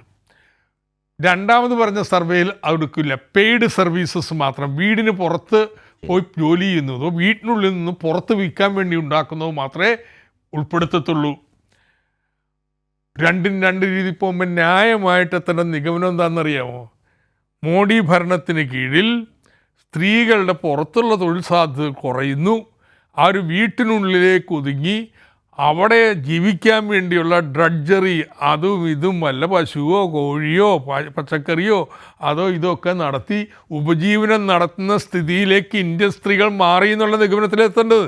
അതിന് പകരം ഒരു സർവേ എടുത്ത് വെച്ച് ഇതിൻ്റെ ഗ്രാഫൊക്കെ വരച്ച് വെച്ച് ദേ സ്ത്രീകളുടെ തൊഴിൽ കൂടിക്കൊണ്ടിരിക്കുന്നു എന്ന് പ്രഖ്യാപിക്കുക. ഇതൊക്കെ ഒരു പ്രചരണമാണെന്ന് ഈ ബഡ്ജറ്റ് തന്നെ ഇങ്ങനെ ഒരു പ്രചരണ രീതി ആക്കി മാറ്റിയിരിക്കുകയാണ്. ശരി, ഏതായാലും ഒരു പഴയ ധനകാര്യമന്ത്രി തന്നെയാണത് പറയുന്നതെന്നുള്ളതാണ് അതിൻ്റെ വേറൊരു രസം. താങ്കളെയും ആ രീതിയിൽ അക്കാലത്ത് ആളുകൾ ആക്ഷേപിക്കുകയോ വിമർശിക്കുകയോ ചെയ്തിട്ടില്ലേ? ഉണ്ട്. അത് പിന്നെ പ്രചരണം ഉണ്ടാവില്ലോ. നമ്മളൊക്കെ രാഷ്ട്രീയ പ്രവർത്തകരാണ്. രാഷ്ട്രീയ പ്രവർത്തകരാകുമ്പോൾ എങ്ങനെയാണ് അതിജീവിച്ചത്? രാഷ്ട്രീയം പറയും. അപ്പോൾ ഇതൊരു രാഷ്ട്രീയ പ്രവർത്തകൻ്റെ ചുമതല വെച്ചിട്ടുണ്ടെങ്കിൽ ആ രാഷ്ട്രീയം തുറന്നു കാണിക്കലാണ്. ഓക്കെ, ചെയ്യുന്നത്. ഇതിനിടയിൽ നമുക്കിനി ഈ അവശേഷിക്കുന്ന സമയത്ത് അടുത്തൊരു ഭാഗത്തെ കൂടി പോകണം. അതിലൊരു ജസ്റ്റ് ഒന്ന് സ്റ്റാർട്ട് ചെയ്ത് വെച്ചാൽ മതി. താങ്കളുടെ അടുത്ത ഊഴത്തിൽ അതേക്കുറിച്ച് കുറച്ചുകൂടി സംസാരിക്കാം. ഈ ബജറ്റിൽ റെയിൽവേ ബജറ്റുണ്ട്, പൊതു ബജറ്റുണ്ട്, കേരളം എവിടെ നിൽക്കുന്നു? തോമസ് ഐസക്. കേരളത്തെക്കുറിച്ച് മുഖ്യമന്ത്രി പറഞ്ഞത് തന്നെ അശേഷം പരിഗണിക്കാത്ത ബഡ്ജറ്റ്. പക്ഷേ എനിക്ക് ഈ ബഡ്ജറ്റിലെ ഏക ആശ്വാസം ഞാൻ പറയട്ടെ, കേരളത്തോടുള്ള കുത്തിത്തിരിപ്പ് ഇതുപോലെ ഭംഗിയായിട്ട് വിശദീകരിക്കാൻ നമുക്കൊരവസരം കിട്ടിയ ഇതിനപ്പുറം കിട്ടാനില്ല. എന്താ അത്? 5.1% കമ്മി ഉണ്ടാക്കി വെച്ചിരിക്കുന്നവരാ കേരളം 3% മുകളിൽ പോയി എന്ന് പറഞ്ഞ് ശിക്ഷിക്കാൻ വരുന്നവർ. ഈ നിയമം കേരളത്തിനും കേന്ദ്രത്തിനും ഒരുപോലെ ബാധകമാണെന്ന്. എന്ന് മാത്രമല്ല, ഇനി നിങ്ങൾ കമ്മി കൂട്ടിക്കഴിഞ്ഞാൽ ഞങ്ങൾ പിടിക്കുന്നല്ല പറയണം. നേരത്തെ നിങ്ങൾ 3% കൂടുതൽ മേടിച്ചു ഓഫ് ബഡ്ജറ്റ് ബോറോയിങ്ങിൽ, അത് ഞങ്ങൾ ഇന്ന് വെട്ടിക്കുറക്കുമെന്ന് പറയുന്നത് ആര്? ഈ 5.1 കടമെടുക്കുന്നവർ. 2, നമ്മുടെ നാട്ടിൽ കുറച്ച് വിദ്വാന്മാരുണ്ട്, കേരളം തകർച്ചയിലാണ് കടക്കണയിലാണെന്നൊക്കെ പറഞ്ഞ് കിടക്കുന്നവർ. അവർ ഈ ബഡ്ജറ്റ് ഒന്ന് വായിക്കണം കേട്ടോ. 1 രൂപ കേന്ദ്രം എടുക്കുമ്പോൾ വരുമാനം ഉണ്ടാവുമ്പോൾ അതിൽ 28 പൈസ കടം മേടിക്കണതാ. കേരളം 15 പൈസയുള്ളൂ. 1 രൂപ കേന്ദ്രം ചിലവാക്കുമ്പോൾ 20 പൈസ പലിശ കൊടുക്കുകയാണ്. കേരളത്തിലോ 14%. പക്ഷെ കേരളം ഭയങ്കര കടക്കണിയിലാണ്. അങ്ങനെ ശ്രീലങ്ക പോലെ ആവാണ്. ഈ കേന്ദ്രം എന്താ ഭയങ്കരം, അതുകൊണ്ട് ആ കേന്ദ്രം നമ്മളെ പഠിപ്പിക്കാൻ വന്നുകൊണ്ടിരിക്കുക. ഇതാ യാഥാർത്ഥ്യമൊന്നും. ഇത് കേൾക്കുമ്പോൾ ഹെൻറി ഓസ്റ്റിൻ പറയുന്നത് എന്നെക്കുറിച്ച് മാത്രമാണ് തോമസ് ഐസക് പറയുന്നതെന്ന് അദ്ദേഹത്തിന് തോന്നുന്നുണ്ടോ? അവിടെ ഞാൻ പറയുന്നേ കേട്ടപ്പോ ജയസൂര്യനും ഒന്ന് അസ്വസ്ഥനായി. ഹെൻറി ഓസ്റ്റിനും പ്രയാസം ഉണ്ടായിട്ടുണ്ടെന്ന് തോന്നുന്നു. അതാ ഞാൻ പറഞ്ഞത്. ശരി, അതുകൊണ്ട് ആ പ്രയാസം ഉള്ളത് കൊണ്ട് അത് കണ്ടല്ലേ പറ്റൂ. ഇല്ല, ഓസ്റ്റിന്റെ മുഖത്ത് കാണത്തില്ല, എന്നെ പോലെ തന്നെ ചിരിച്ചിരിക്കുക. ഹെൻറി ഓസ്റ്റിൻ പെർഫോമൻസ് മൈനസ് ആണെന്നാണ് അദ്ദേഹം ആകെ പെർഫോമൻസിനെ കുറിച്ച് പറഞ്ഞത്. കേരളത്തെ കുറിച്ച് കൂടി ഹെൻറി ഓസ്റ്റിൻ. കേരളത്തിന്റെ കടമെടുപ്പ് വേറൊരു പിക്ചറാണല്ലോ. നമുക്കിനി ബഡ്ജറ്റ് വരുമ്പോൾ അതിനെപ്പറ്റി കൂടുതൽ വിശദമായിട്ട് സംസാരിക്കാം. കാരണം ഏറ്റവും ഇൻഡെപ്റ്റ് സ്റ്റേറ്റ്സിൽ ഒന്നാണ് കേരളം എന്നുള്ള കാര്യം റിപ്പോർട്ട് വന്നിട്ടുള്ള കാര്യമാണ്. അല്ല, ആർഗ്യുമെന്റ് എടുത്ത് ശക്തമായി അങ്ങ് വീശുന്നേ. തോമസ് ഐസക് മുമ്പിൽ ഇരിക്കല്ലേ? ആ ആർഗ്യുമെന്റ് ഇദ്ദേഹമാണ് ഈ കുഴപ്പമില്ല ഉണ്ടാക്കിയതല്ലേ നിങ്ങൾ പറയുന്നത്? അദ്ദേഹം ഇരിക്കല്ലേ, നിങ്ങളെടുത്ത് വീശ്. നമ്മുടെ ഒരു കാര്യം ഇപ്പൊ കേന്ദ്ര ബഡ്ജറ്റ് ശരത്തെ, കേന്ദ്ര ബഡ്ജറ്റിനെ പറ്റി പറയുമ്പോൾ ഞാൻ നേരത്തെ പറഞ്ഞു വെച്ച് ഏകദേശം പറഞ്ഞ് തീരാറായ ഒരു 2 പോയിന്റ് ഒന്ന് പറയാൻ അനുവദിക്കണം. അതായത് ഇപ്പൊ BJPയുടെ നെഗറ്റീവിനെ പറ്റി ഞാൻ സംസാരിക്കും. ഇപ്പൊ അതിദരിദ്രരുണ്ട്. ഇപ്പൊ 2 കാര്യങ്ങൾ രസകരമായ ഒരു പരസ്യം ഇപ്പൊ എല്ലാ ചാനലിലും വരുന്നുണ്ട്. പ്രത്യേകിച്ച് ജനൻ TVയിലൊക്കെ മിനിറ്റിന് പ്രധാനമന്ത്രിയുടെ ഒരു പരസ്യം വരുന്നുണ്ട്. അതിൽ അവരെ വളരെ അഹങ്കാരത്തോടുകൂടി പറയുന്ന ഒരു കാര്യം 80 കോടി പാവപ്പെട്ട കുടുംബങ്ങൾക്ക് റേഷൻ കൊടുക്കുന്നുണ്ടെന്നാണ്. 80 കോടി. അപ്പൊ 80 കോടി പാവപ്പെട്ടവർ ഈ രാജ്യത്തുണ്ട് എന്ന് അവർ സമ്മതിക്കുകയാണോ ശരിക്കും പറഞ്ഞാൽ? അതേസമയം നീതി ആയോഗിൽ പറഞ്ഞ് 28 കോടി എന്നാ. ഇതിന് ഭേദം ശരി. 80 കോടി പാവപ്പെട്ട ഈ രാജ്യത്തുണ്ട്, അവർക്ക് ഞങ്ങൾ റേഷൻ കൊടുക്കുന്നുണ്ടെന്നാണ് പ്രധാനമന്ത്രിയുടെ പരസ്യത്തിൽ പറയുന്നത്. നീതി ആയോഗ് പറയുന്നത് 28 കോടിയാണെന്നാണ്. അപ്പൊ ഏകദേശം 50%, 140 കോടി ജനസംഖ്യ ഉണ്ടെങ്കിൽ 80 കോടി എന്ന് പറഞ്ഞാൽ 55% വരില്ലേ? അത്രയും ആളുകൾ പാവപ്പെട്ട. അതിദരിദ്രര് നേരത്തെ ഉള്ള കണക്ക് 6.5 കോടി അതിദരിദ്രമുള്ള ഇപ്പൊ 13 കോടി ആയിട്ടുണ്ട്. ഫാമേഴ്സിന്റെ ഞാൻ പറഞ്ഞു, റിയൽ വരുമാനം 1.5% നെഗറ്റീവാണ് അവർക്ക്. സ്ത്രീകളെ സംബന്ധിച്ച് പറയുമ്പോൾ സ്ത്രീ ശാക്തീകരണം പറയുമ്പോൾ 50% അടുത്തുള്ള സ്ത്രീകളില് അവരിൽ 50% പേര് മാത്രമേ ലേബർ പാർട്ടിസിപ്പേഷനിൽ ഉള്ളൂ എന്നാണ് കണക്കുകൾ സൂചിപ്പിക്കുന്നത്. അപ്പൊ ഈ 10 വർഷം കൊണ്ട് ഈ വലിയ കുതിച്ചാട്ടം നടത്തിയെന്നൊക്കെ പറയുമ്പോൾ ഞാനതാ പറഞ്ഞത്, ഒരു ക്വാണ്ടം എക്കോണമിയുടെ ക്വാണ്ടത്തിൽ വളർച്ച ഉണ്ടായിരുന്നെങ്കിലും ഇതിന്റെ ഡിസ്ട്രിബ്യൂഷനിലും ഇതിന്റെ പാർട്ടിസിപ്പേഷനിലും ഇപ്പൊ ലേബർ പാർട്ടിസിപ്പേഷൻ കുറവാണ്. 36% താഴെയാണ് എംപ്ലോയ്മെന്റ് റേറ്റ് ഇപ്പോഴും പറയുന്നത്. അത്രയധികം ആളുകൾ തൊഴില്, അതായത് നമ്മളൊരു യങ് രാജ്യമെന്ന് BJPയുടെ വക്താവ് ഞാൻ അംഗീകരിക്കുന്നു. കാര്യം 25 വയസ്സിൽ താഴെയുള്ള 51% പേര്, ടോട്ടൽ പോപ്പുലേഷനിൽ 51%, 25 ഇയേഴ്സ് താഴെയുള്ളവരാണ്. പക്ഷെ അവരിൽ എത്ര പേർക്ക് തൊഴിലുണ്ട്? ഒരു ഹിസ്റ്റോറിക്കൽ ഹൈയിലാണ് അൺഎംപ്ലോയ്മെന്റ് നിൽക്കുന്നത്. അപ്പൊ ഇത്രയും വലിയൊരു ജനസംഖ്യയില് അവരെ പ്രൊഡക്റ്റീവായിട്ട് യൂസ് ചെയ്യാനായിട്ട് രാജ്യത്തിന് പറ്റുന്നില്ല എന്നല്ല. അപ്പൊ നമ്മൾ ഇൻവെസ്റ്റ്മെന്റ് ഇൻഫ്രാസ്ട്രക്ചർ നടത്തിയ ഒരു മേഖലയിൽ പോകുമ്പോൾ ഫോർമൽ സെക്ടറിലെ ഫോർമൽ തൊഴിലിടങ്ങളില് നമ്മുടെ ആളുകൾക്ക് എംപ്ലോയ്മെന്റ് ഇല്ല. എന്തുകൊണ്ട് ഈ രാജ്യം വിട്ട് ആളുകൾ പോകുന്നു? കാരണം ക്വാളിഫിക്കേഷൻ അനുസരിച്ചുള്ള വരുമാനം അവർക്ക് ഇവിടെ ജോബ്സിന് കിട്ടുന്നില്ല. ഇപ്പൊ ഒരു നഴ്സിംഗ് സ്റ്റുഡന്റ് തന്നെ നമ്മളൊന്ന് എടുത്തു നോക്കിയാൽ വളരെ സിമ്പിൾ ആയിട്ട് മനസ്സിലായി. സ്ത്രീകൾ ശാക്തീകരണമാണല്ലോ പറയുന്നത്. ഇപ്പൊ നഴ്സിംഗ് മേഖല സ്ത്രീകൾ പോകുന്ന ഒരു മേഖലയാണ്. നഴ്സിംഗ് മേഖലയിൽ തന്നെ ഇവിടെ BSc നഴ്സിംഗ് പഠിച്ചിറങ്ങുന്ന ഒരു കുട്ടിക്ക് ഇവിടെ കിട്ടുന്ന ശരാശരി ശമ്പളത്തിന് ഒരു 20,000 രൂപ, നല്ല അവസ്ഥയിലാണെങ്കിൽ 20-25 രൂപ കിട്ടും. അതേസമയം പുറത്താണെങ്കിൽ അവർക്ക് 2 ലക്ഷം രൂപ കിട്ടും. അപ്പൊ ആ ഒരു വരുമാനത്തിലുള്ള വ്യത്യാസം, അന്തരം, ക്വാളിഫിക്കേഷൻ അനുസൃതമായിട്ടുള്ള വരുമാനം ലഭിക്കുന്നില്ല എന്നുള്ളതുകൊണ്ടാണ് പലരും രാജ്യം വിട്ടു പോകുന്നത്. യൂത്തിനെ അവിടെ റീറ്റെയിൻ ചെയ്യാൻ നമുക്ക് പറ്റാത്തതിന് പ്രധാന ചലഞ്ച് ഇതാണ്. പിന്നെ കേരളത്തിന്റെ കടമെടുപ്പ്, ഞാൻ ഇത് തോമസ് ഐസക് കൂടി ഇരിക്കുന്നതന്നെയാണ്. നമ്മളെ കേരളത്തിലെ ഞങ്ങൾക്കുള്ള ഒരു വിമർശനം എന്ന് പറയുന്നത്, നമ്മുടെ നികുതി സമാഹരണം 2 സ്ട്രീമിൽ നമുക്ക് വരുമാനം എന്ന് പറയുന്നത് നികുതിയേതര വരുമാനം, സെൻട്രൽ ഡെവല്യൂഷൻ, പിന്നെ കടമെടുപ്പ്. ഇതാണല്ലോ നമ്മൾ ഒരു ബഡ്ജറ്റ് മുന്നോട്ട് കൊണ്ടുപോകുന്നത്. കേരളം കഴിഞ്ഞ 10 വർഷത്തിലെ ഈ ഒരു 8 വർഷത്തിൽ ചെയ്തിരിക്കുന്നത് വെച്ചിട്ടുണ്ടെങ്കിൽ നമ്മൾ കടമെടുപ്പിലാണ് ശ്രദ്ധിച്ചിരിക്കുന്നത്. കടമെടുക്കാൻ വളരെ ഇഷ്ടമുള്ള ആളാണ് ഡോക്ടർ തോമസ് ഐസക്. അദ്ദേഹം ലിബറലായിട്ട് GSTയുടെ അനുവാദത്തിൽ കടമെടുത്തിട്ടുണ്ട്. നമുക്ക് 38%. എന്നിട്ടും നമ്മുടെ ധനക്കമ്മി എവിടെ നിൽക്കുന്നു? കേന്ദ്രത്തിന്റെ ധനക്കമ്മി എങ്ങനെ ഇന്നത്തെ ഒരു ദിവസമെങ്കിലും ആത്മാർത്ഥമായ ഒരു താരതമ്യം വസ്തുനിഷ്ഠമായി നടത്തണ്ടേ? ആ 5.1 ധനക്കമ്മി നിൽക്കുന്ന ഒരു കേന്ദ്ര സർക്കാരാണ് കേരളത്തെ ഈ വിധം വല്ലാതെ സ്ക്വീസ് ചെയ്യുന്നത്. അല്ല, FRBM ആക്ട് കേന്ദ്രത്തിനും സംസ്ഥാനത്തിനും ഒരേപോലെ ബാധകമാണ്. അതെ, കാരണം 3% ധനക്കമ്മി നിലനിർത്തണമെന്ന് പറയുമ്പോൾ ഇവർ 5.8 ഇപ്പോ. അടുത്ത വർഷം 5.1 ആക്കുമെന്നാണ് പറയുന്നത്.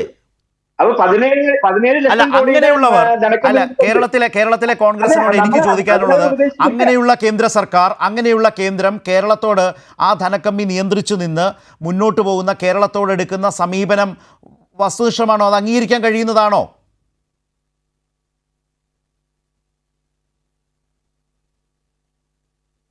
Henry Austin. അല്ല, ഞാനത് പറഞ്ഞല്ലോ, കേന്ദ്രത്തിന്റെ ഈ സമീപനത്തിലൂടെ ഇതൊരു ഇരട്ടത്താപ്പാണ്. ഈ ചോദ്യത്തെ അഡ്രസ് ചെയ്യൂ. വേറൊരു പെട്ടെന്നൊരു കാര്യം പറഞ്ഞുതരാം. എന്റെ ചോദ്യത്തെ ഒന്ന് അഡ്രസ് ചെയ്യ്. അത് ഇത് ശരിയല്ലെന്നേ. കാരണം വെച്ചാൽ കേന്ദ്ര സർക്കാർ എടുത്തിരിക്കുന്ന നമ്മളോട് 3% എടുക്കുന്നത് ശരിയല്ല. അത് നമ്മൾ സമ്മതിക്കുന്നു. അതേപോലെ തന്നെ ഞാൻ അടുത്തത് ജയസൂര്യനിലേക്കാണ്. ശ്രീ ജയസൂര്യൻ, നമ്മുടെ ഈ ചർച്ച എത്തി നിൽക്കുന്നത് പൊതു ബജറ്റും റെയിൽവേ ബജറ്റും കേരളവും എന്നതിലാണ്. എന്താണ് താങ്കളുടെ പ്രതികരണം?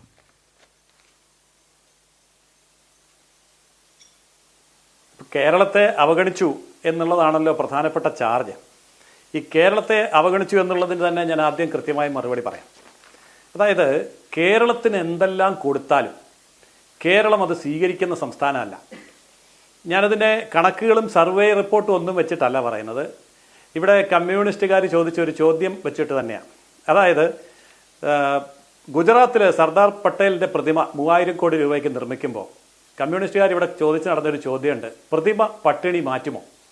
പ്രതിമ പട്ടിണി മാറ്റി. ഞാൻ നേരിട്ട് പോയി കണ്ടതാണ്.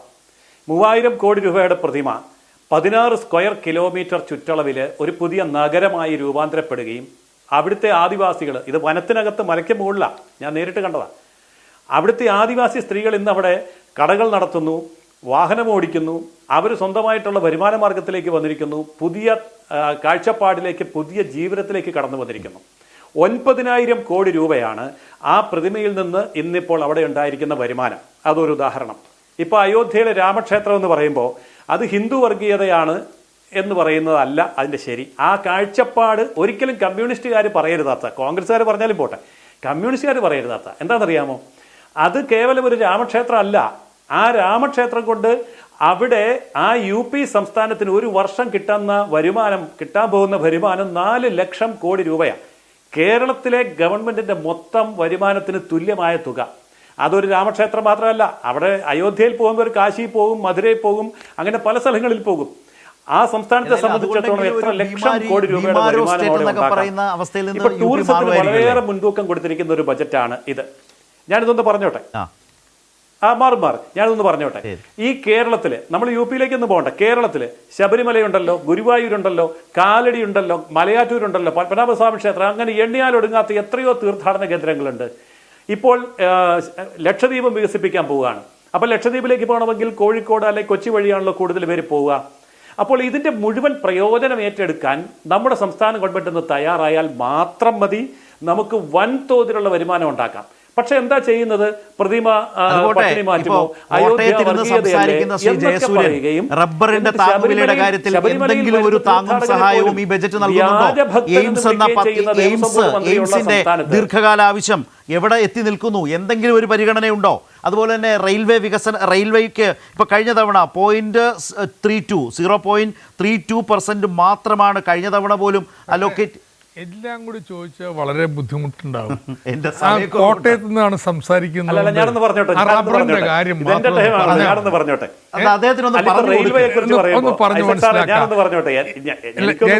സംശയം ചോദിക്കട്ടെ. 55,000 കോടി രൂപ കേരളത്തിലെ ഒരു ചോദ്യം ചോദിച്ചോട്ടെ. 92 മേൽപ്പാലങ്ങള് ഈ റബ്ബറിന്റെ ഒരുപാട് ഗുണം നമ്മുടെ ആസിയാൻ കരാർ വെച്ച് കിട്ടുന്നുണ്ടെന്നാണ്. അപ്പോൾ ഇവിടുത്തെ റെയിൽവേക്ക് കൊടുക്കാഞ്ഞിട്ടാണോ? കൊടുക്കുന്നുണ്ടല്ലോ. ഒരു ചോദ്യം ചോദിച്ചോട്ടെ. ഈ ആസിയാൻ കരാർ കൊണ്ടേ ഇന്ത്യ രാജ്യത്തിന് ഒരുപാട് നേട്ടം ഉണ്ടാവണമെന്നാണ് കോൺഗ്രസും പറഞ്ഞത്, നിങ്ങളും പറയുന്നത്. പക്ഷേ ഇവിടുത്തെ റബ്ബർ കൃഷിക്കാരുടെ നട്ടലൊടിച്ചു. ഇത്രയും നേട്ടം രാജ്യത്തിനുണ്ടായപ്പോൾ നേട്ടത്തിൻ്റെ കുറച്ച് ഭാഗം, എല്ലാം വേണ്ട കേട്ടോ, കുറച്ച് ഭാഗം കേരളത്തിലെ റബ്ബർ കൃഷിക്കാർക്ക് കൊടുത്താൽ എന്താ? നമ്മളിപ്പോൾ 170 രൂപ താങ്ങുവിലയുണ്ട്. ഒരു 30 രൂപ കേന്ദ്രം ഇട്ടിട്ടുണ്ടെങ്കിൽ നമുക്ക് 200 ആക്കിയൂടെ? എന്താണ് ഈ ബഡ്ജറ്റും ഇതിക്ക് മുമ്പുള്ള 9 ബഡ്ജറ്റും ഈ റബ്ബർ കൃഷിക്കാർക്ക് വേണ്ടി ഒന്നും ചെയ്യാതിരുന്നതെന്നൊന്ന് പറയാമോ? ഞാൻ മറുപടി പറയാൻ തടസ്സപ്പെടുത്തരുത്. ഞാൻ റബ്ബറിന്റെ നടുക്ക് ഇരുന്നു കൊണ്ടാണ് പറയുന്നത്. ഞാൻ റബ്ബർ ബോർഡ് വൈസ് ചെയർമാൻ ആയിരുന്ന ആളാണ്. ഞാൻ പാലക്കാരനാണ്. റബ്ബറിനെ കുറിച്ച് നന്നായിട്ട് അറിയാം. അതായത് റബ്ബർ എന്ന് പറയുന്ന കൃഷിക്ക് ആഗോള നിലവാരത്തിലുള്ള വിലയുടെ ഇരട്ടി വില ഇപ്പോൾ കേരളത്തിൽ കിട്ടുന്നുണ്ട്. ഇത് കൂടുതലൊന്നും കൂടാൻ പറ്റില്ല. വടക്ക് കിഴക്കൻ സംസ്ഥാനങ്ങളിൽ കേരളത്തെക്കാൾ 30 രൂപ വില കുറവാണ്. ഇതൊക്കെ കേന്ദ്രത്തിന് അറിയാം. ഇതിനു വേണ്ടി ചെയ്യുന്ന എന്താ? ഈ പറയുന്ന ഏത് അഗ്രികൾച്ചർ പ്രോഡക്റ്റും റോ മെറ്റീരിയൽ ആയിരിക്കുന്നിടത്തോളം കാലം കർഷകൻ നഷ്ടത്തിലാണ്, ആത്മഹത്യയിലേക്ക് പോകേണ്ടി വരും. അവിടെ ചെയ്യേണ്ട കാര്യം നരേന്ദ്രമോദി വളരെ വ്യക്തമായിട്ട് പറഞ്ഞു. വാല്യൂ അഡീഷൻ ചെയ്യുക. ആ വാല്യൂ അഡീഷൻ ചെയ്യണമെങ്കിൽ അതിന് ഫാർമർ പ്രൊഡ്യൂസർ ഓർഗനൈസേഷനുകൾ 10,000 എണ്ണം ഉണ്ടാക്കാനുള്ള ഞാനൊന്ന് പറഞ്ഞോട്ടെ. ഞാൻ പെട്ടെന്ന് പറയാം. ചുരുക്കി പറയാം.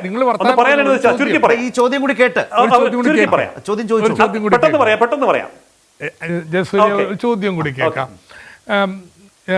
ഇത് ശരിയാണ്, ഇന്റർനാഷണൽ വില നമ്മുടെ ഈ വിലയൊക്കെ താന്നു. ഇന്ത്യ രാജ്യത്തിൻ്റെ നയമേ ഈ അടുത്ത കാലം വരെ ഒരു 20-30 വർഷം മുമ്പ് വരെ ഇവിടെ ഇൻ്റർനാഷണൽ വില എന്തായാലും നമ്മുടെ രാജ്യത്തിന് റബ്ബർ ഉണ്ടാക്കി വിൽക്കണം. ഈ നയത്തിൻ്റെ അനുസൃതമായിട്ടാണ് പാവപ്പെട്ടവർ ഈ റബ്ബർ നട്ടത്. ഇപ്പോൾ വിലയിടിഞ്ഞെന്ന് പറഞ്ഞിട്ട് റബ്ബർ വെട്ടിമാറ്റാൻ പറ്റുമോ? ഈ റബ്ബർ വെച്ച് തന്നെ കൃഷി ചെയ്യണ്ടേ? അപ്പോൾ ഇന്ത്യ സർക്കാർ ചെയ്യേണ്ടത് ചെയ്യണം. ഇവർക്ക് ഒരു താങ്ങുവില കൊടുക്കുക. ഇത്രയും വലിയ നേട്ടം രാജ്യത്തിന് കിട്ടുന്നതല്ലേ? ഇപ്പോൾ കേരള സർക്കാർ 170 രൂപ കൊടുത്തിട്ടുണ്ട്. ഒരു 30 രൂപ, ഒരു 200 രൂപ താങ്ങുവില കൊടുത്തിട്ടുണ്ടെങ്കിൽ ആ സമാശ്വാസമാവില്ലേ? എന്ത് നിങ്ങൾക്ക് ഇങ്ങനെ ചിന്തിക്കാൻ പറ്റാത്ത? പറഞ്ഞോട്ടെ മറുപടി പറഞ്ഞോട്ടെ. ഇടതുപക്ഷ മുന്നണിയുടെ പ്രകടന പത്രികയിൽ 250 രൂപ കൊടുക്കുമെന്ന് അച്ചടിച്ച ഇടതുപക്ഷ മുന്നണി കേരളത്തിൽ അധികാരത്തിലിരിക്കുക. എന്താ 250 കൊടുക്കാത്ത എന്ന് ഞാൻ ചോദിക്കുന്നില്ല. 250 എന്താ കൊടുക്കാത്ത എന്ന് ചോദിക്കുന്നില്ല. കാരണം ഇടതുപക്ഷ മുന്നണിയുടെ പ്രകടന പത്രികയിൽ അടിച്ചതാണ്. ഞാനൊന്ന് പറഞ്ഞു തീർത്തോട്ടെ. അതല്ല എന്നെ പറയാൻ അനുവദിക്കണം. എനിക്ക് മറുപടി ഉണ്ട്. ഞാനൊന്ന് പറഞ്ഞു തീർത്തോട്ടെ. 57,000 കോടി ഞാനൊന്ന് പറഞ്ഞു തീർത്തോട്ടെ. ജയസൂര്യൻ, അതാണ് കേന്ദ്രം കൊടുക്കാനുള്ള 57,000 കോടി രൂപ കൊടുക്കുക. ഈ തരത്തിലേക്കൊക്കെ ഉള്ള ഞാനൊന്ന് പറഞ്ഞു തീർത്തോട്ടെ. 250 രൂപയിലേക്ക് ഉടനടി ഇല്ല, അത് വെറും പൊട്ട. നമ്മുടെ ബാലഗോപാലൻ പറഞ്ഞല്ലോ 57,000 കോടി ഒന്നും ഇല്ലെന്ന്. ബാലഗോപാലൻ സമ്മതിച്ചല്ലോ. 4,600 കോടിയേ ഉള്ളെന്ന് പറഞ്ഞല്ലോ.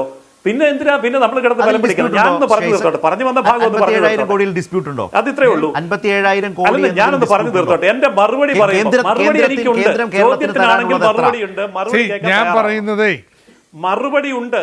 ഈ കട്ട് ചെയ്തിട്ടുള്ള വായ്പ പുനഃസ്ഥാപിച്ചു കഴിഞ്ഞാൽ അന്ന് കൊടുക്കാന്ന് റബ്ബറിന് വില 650 കോടി രൂപ. നിങ്ങളെ 5.1% കമ്മി ഉണ്ടാക്കുമ്പോ 2% കമ്മി പ്രവർത്തിക്കുന്ന കേരളമല്ലേ? ആ കട്ട് ചെയ്ത വായ്പ പുനഃസ്ഥാപിക്ക് അന്ന് ആക്കാം റബ്ബറിന്റെ വില. അതെങ്കിലും ചെയ്യും. അതെങ്കിലും ചെയ്യും. അതായത് ജയസൂര്യൻ, നിങ്ങളോ റബ്ബറിന്റെ താങ്ങുവില ആ നിലയിൽ സപ്പോർട്ട് കൊടുക്കുന്നില്ല. കേരളത്തിന് കൊടുക്കാനുള്ള പണം കേന്ദ്രം കൊടുത്താൽ ഉറപ്പായും 250 എന്ന് പറയുന്ന തെരഞ്ഞെടുപ്പ് പ്രകടന പത്രികയിലെ ആ വാഗ്ദാനം നടപ്പാക്കാൻ കേരളത്തിൽ ഇടതുമുന്നണി തയ്യാറാണ്. കേന്ദ്രം ആ സഹായം ചെയ്യുമോ? കേരളത്തിന് ഒരു നയ പൈസ കൊടുക്കാനില്ല. കേരളത്തിന് ഒരു നയ പൈസ കൊടുക്കാനില്ല. കേരളത്തിന് കേന്ദ്രം ഒരു നയ പൈസ കൊടുക്കാനില്ല. ഉണ്ടെങ്കിൽ തെളിയിക്കട്ടെ. ഞാൻ പൈസ കൊടുക്കില്ല എന്ന് പറയുന്നത് പോലെയുണ്ട് കേൾക്കുമ്പോൾ. കേരളത്തിന് ഒരു നയ പൈസയും കൊടുക്കില്ല എന്ന് പറയുന്ന ടോണിലാണ് ജയസൂര്യൻ ഇത് പറഞ്ഞു വെക്കുന്നത്. നിർഭാഗ്യകരമാണ്. കൊടുക്കാനില്ല. കൊടുക്കാനുണ്ടെങ്കിലല്ലേ കൊടുക്കാനുണ്ടെന്ന് പറയാൻ പറ്റും. കൊടുക്കാനില്ല. ഉണ്ടെന്ന് പറയുന്നതിന്റെ അർത്ഥം എന്താ? ഞാൻ എന്റെ മറുപടി ഒന്ന് പറഞ്ഞു തീർത്തോട്ടെ. ചോദിച്ച ചോദ്യത്തിന്റെ മറുപടി ഒന്ന് പറഞ്ഞു. ഞാനൊരു റബ്ബർ കർഷകനാണ്. അല്ലെന്നേ, അതല്ല ഇപ്പൊ കേട്ടത്. അതല്ല, മറുപടി അല്ല കേട്ടത്. എന്റെ മറുപടി ഇതാണ്. 3,650 കോടി രൂപ 400 ഫാർമർ പ്രൊഡ്യൂസർ കമ്പനി ഉണ്ടാക്കാൻ വേണ്ടി ഒന്നാം പിണറായി സർക്കാരിന്റെ കൃഷിമന്ത്രി സുനിൽ കുമാറിന്റെ കയ്യിൽ കൊടുത്തു. അത് കിട്ടി. അദ്ദേഹം നന്ദി പറഞ്ഞു. എല്ലാ പത്രങ്ങളിലും വന്നു. വാല്യൂ അഡീഷൻ ചെയ്യാൻ വേണ്ടിയാണ് കേന്ദ്ര ഗവൺമെന്റ് ഈ പൈസ. വാല്യൂ അഡീഷൻ ചെയ്യാൻ ഈ റബ്ബർ കർഷകന്റെ ഉൽപ്പന്നങ്ങൾക്ക് 1 കിലോയ്ക്ക് 1,000-ഓ 3,000-ഓ രൂപയുടെ ഉൽപ്പന്നങ്ങൾ പഞ്ചാബിലും ഹരിയാനയിലും പോയി ഉണ്ടാക്കുന്നുണ്ട്. അത് കേരളത്തിൽ ഉണ്ടാക്കണം എന്നാണ് മോദി ഗവൺമെന്റ് പറയുന്നത്. അതിനാണ് 400 ഫാർമർ പ്രൊഡ്യൂസർ കമ്പനികൾ ഉണ്ടാക്കാൻ റബ്ബർ മേഖലയിൽ ഉണ്ടാക്കാമായിരുന്നു. അദ്ദേഹം ഈ വിശദീകരണങ്ങൾ നൽകും. പക്ഷേ കേന്ദ്ര ശ്രദ്ധയിലേക്ക് കേന്ദ്ര സർക്കാർ ഒരു തരത്തിലും റബ്ബർ കർഷകർക്ക് ആശ്വാസമാകുന്ന നിലയിൽ താങ്ങുവില, പിന്തുണ, സപ്പോർട്ട് നൽകില്ല. താങ്കൾ കേട്ടല്ലോ. ഇതാണ് കേന്ദ്രത്തിൻ്റെ നയം. അത് കോൺഗ്രസ് ഭരിച്ചാലും BJP ഭരിച്ചാലും ഇത് കാർഷിക ഉൽപ്പന്നമായിട്ട് പോലും പരിഗണിക്കാൻ തയ്യാറില്ല. കാരണം റബ്ബർ കോർപ്പറേറ്റുകളുടെ താല്പര്യത്തിന് അനുസൃതമായിട്ടാണ് ഈ ആസിയൻ കരാർ പൂർണ്ണമായിട്ടുണ്ടാക്കിയിട്ടുള്ളത്. ആ നയം അദ്ദേഹം പറയുന്നതിൽ എനിക്ക് അത്ഭുതമൊന്നുമില്ല. ഈ 2022 ഞാൻ പറയണ ഇപ്പൊ ബഡ്ജറ്റ് അവതരിപ്പിക്കാൻ പോകുന്നുണ്ടല്ലോ ബാലഗോപാല്, നോക്കിക്കോളൂ. എൻ്റെ ഒരു കണക്കൂട്ടല് ഈ വർഷത്തെ ധനക്കമ്മി 2% ആയിരിക്കും എന്നുള്ളതാണ്. നമ്മുടെ ഇലക്ട്രിസിറ്റിയുടെ വായ്പയും കൂടി ചേർത്തിട്ടുണ്ടെങ്കിൽ ഈ വർഷവും കേരളത്തിന് ഉറപ്പായിട്ടും 4% അർഹതയുള്ളതാണ്. അർഹതയുടെ പാതി മാത്രമേ വായ്പ അനുവദിക്കുന്നുള്ളൂ. അതൊന്നും അനുവദിച്ച് തന്നാലുണ്ടല്ല 5.1% കമ്മി ഉണ്ടാക്കണവരല്ലേ, അത് അനുവദിച്ച് തന്നിട്ടുണ്ടെങ്കിൽ ഈ റബ്ബറും കൊടുക്കും, 2,000 രൂപ പെൻഷനും കൊടുക്കും കേട്ടോ. അത് മതി. അതൊന്നും അനുഭവിച്ചു തന്നേച്ചാൽ മതി. ജയസൂര്യ അദ്ദേഹത്തിൻ്റെ കഴിവ് പ്രയോഗിച്ച് ഇത് സഹായിച്ചു തന്നിട്ടുണ്ടെങ്കിൽ നമുക്കിത് ചെയ്യാം. പക്ഷേ അതിനുള്ളൊരു താല്പര്യം ഏതായാലും കേന്ദ്രത്തിൻ്റെ ഭാഗത്തു നിന്ന് കാണുന്നില്ല എന്നുള്ളിടത്താണ് പ്രശ്നം നിൽക്കുന്നത്. കേരളത്തെ സംബന്ധിച്ച് ഈ ബജറ്റിൻ്റെ സമീപനവും അങ്ങേയറ്റം നിരാശാജനകമാണ്. ഏതൊക്കെ നിലയിൽ കേരളത്തെ അവഗണിക്കുന്നു എന്നത് വളരെ സ്പഷ്ടമായി മുൻകാലത്തേക്കാൾ അധികം മനസ്സിലാക്കുന്നതിന് ഈ ബജറ്റ് സഹായകരമായി മാറുന്നു എന്നതുകൂടിയാണ് ഈ ചർച്ചയുടെ ഒടുക്കം എത്തി നിൽക്കുന്ന വളരെ സുപ്രധാനമായ ഒരു ഘട്ടം. വളരെയധികം ശ്രീ ഹെൻറി ഓസ്റ്റിൻ, അതുപോലെ Shri Jayasuryan, doctor TM Thomas Isaac ഞങ്ങളുമായി സഹകരിച്ചതിന് ന്യൂസ് ആൻഡ് വ്യൂസ് അവസാനിക്കുന്നു.